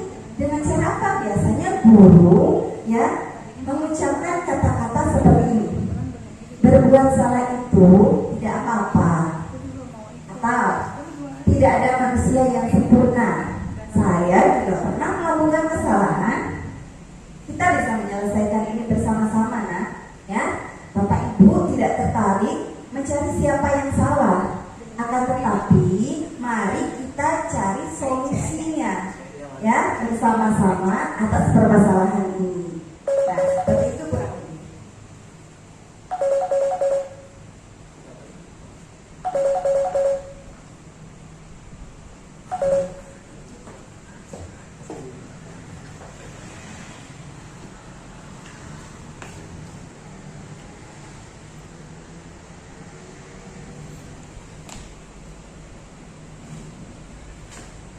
Ya, langkah yang kedua adalah validasi tindakan yang salah.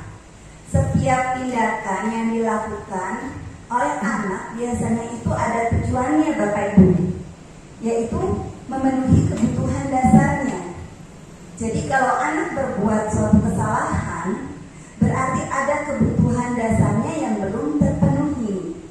Itulah itu yang harus kita cari tahu, apa kebutuhan dasarnya yang belum terpenuhi ini.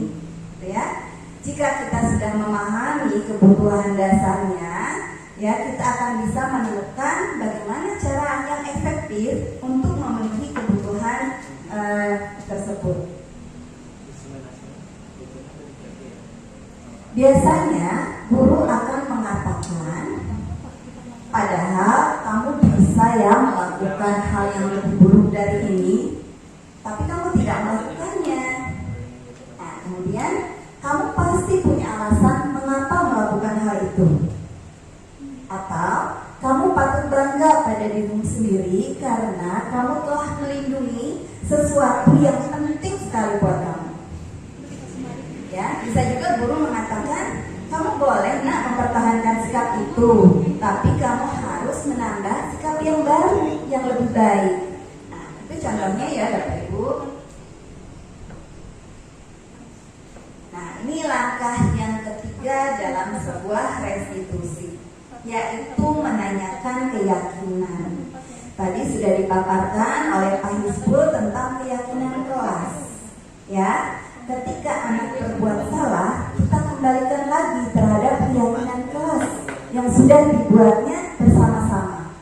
Ya, ketika identitas sukses telah tercapai pada langkah 1 tadi, dan tingkah laku yang salah telah divalidasi pada langkah yang kedua, maka anak akan siap untuk dihubungkan dengan nilai-nilai yang dia percaya dan berpindah menjadi orang yang dia inginkan.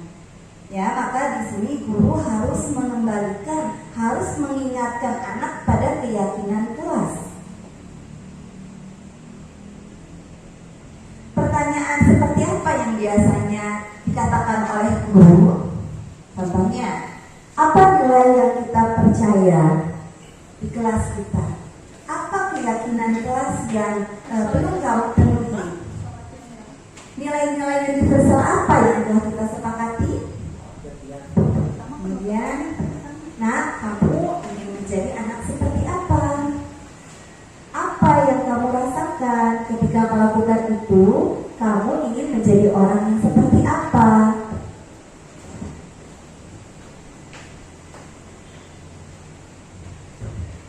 Ya, baik Bapak Ibu, kurang lebih seperti itu ya pemaparan saya tentang 5 posisi kontrol guru dan segitiga restriksi.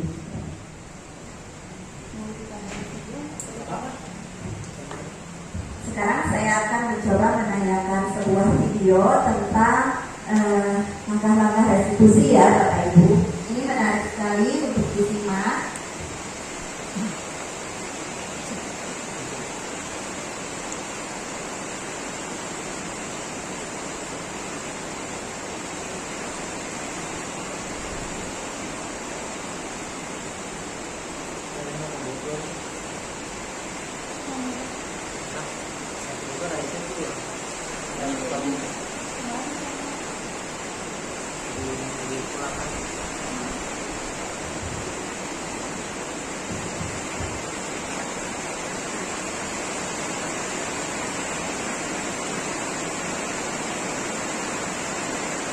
Masuk ke sini nggak? Soalnya ada dulu.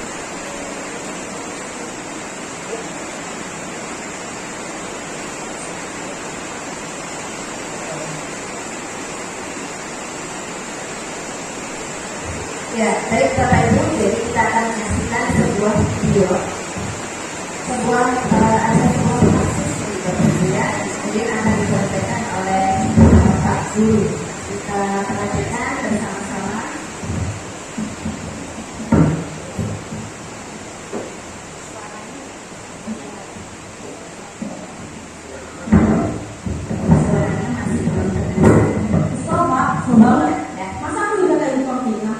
Ya aku marah Pak, aku balik ngetain mereka di depan kelas, kesel banget.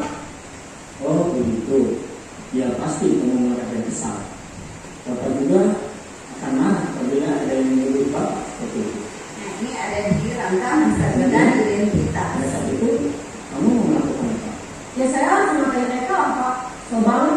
Saya bilang Ya, validasi tindakan yang salah dari Oh begitu, pasti kamu melakukan seperti itu karena suatu alasan tertentu kan? iya lah, masa saya diam saja Pak. Ya saya bela diri lah, masa saya dituduh tukang fitnah. Ya wajarnya mempertahankan harga diri itu sesuatu yang penting buat kamu. Untuk kamu tidak bertindak lebih kegagalan, hanya meminta-minta. Iya Pak, untung saya masih bersabar dan hanya meminta saja. Sudah gemes padahal. yang awalnya siswa ini emosi Ya, pasti ya. dengan adanya validasi tindakan yang salah, akhirnya anak ini mulai menyadari bahwa memang dia berbuat salah. Tidak berbuat lebih parah lagi kan? Iya. Nah, sekarang coba kita lihat lagi tindakan kamu yang mentak-mentak di kelas. Tindakan kamu itu kira-kira sesuai dengan keyakinan kelas atau prinsip kamu tidak? Enggak lah Pak. Nah, yang ketiga menanyakan keyakinan. Jadi keyakinan atau prinsip mana yang perlu sesuai dengan keinginan kamu? Ya, saya sebenarnya sangat menghargai orang lain. Mungkin saat itu saya menjadi emosi jadi tidak menunjukkan sikap itu. Kamu meyakini tidak? Menghargai orang lain itu penting buat kamu. Yakinlah Pak. Iya, setuju. Kita harus saling menghargai. Namun, ada juga keyakinan yang kita sepakati yang perlu kita jalankan apabila kita sedang marah, kan? Ya, saya bisa lebih proaktif, mulai dengan diri sendiri. Saya bisa jadi lebih sabar, mengambil waktu jeda untuk berpikir mau apa selanjutnya. Kira-kira kamu bersedia memperbaiki masalah ini tidak? Bersedia Pak. Kalau kamu memperbaiki masalah ini, kamu akan menjadi orang seperti apa? Saya akan menjadi orang yang bertanggung jawab kali ya Pak. Dan senantiasa proaktif. Iya, menurut kamu bagaimana rasanya menjadi orang seperti itu? Ya nyaman lah, bangga bisa bersabar dan menahan diri. Baiklah kalau begitu. Yuk kita pikirkan bagaimana memperbaiki masalah ini.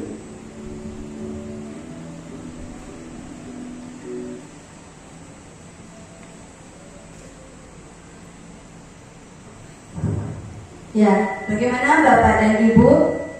Menarik bukan? Langkah-langkah dalam segitiga restitusi ini bisa kita lakukan dalam keseharian kita, ya, untuk menumbuhkan budaya positif terhadap anak-anak didik kita, sehingga nantinya anak-anak didik kita akan memiliki nilai-nilai yang positif, karakter yang positif yang sesuai dengan profil pelajar Pancasila.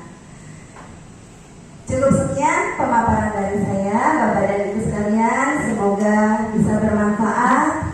Terima kasih atas segala perhatiannya. Wabillahi taufiq wal hidayah. Wassalamualaikum warahmatullahi wabarakatuh. Waalaikumsalam warahmatullahi wabarakatuh. Salam guru kelas, salam bahagia. Guru kelas Indonesia maju. Saya lihat ini ya. Dan saya Lucy Yudati. Kami ucapkan terima kasih atas perhatian dan partisipasi dari Bapak Ibu semua. Demikianlah diseminasi pendidikan yang beragam, filosofi,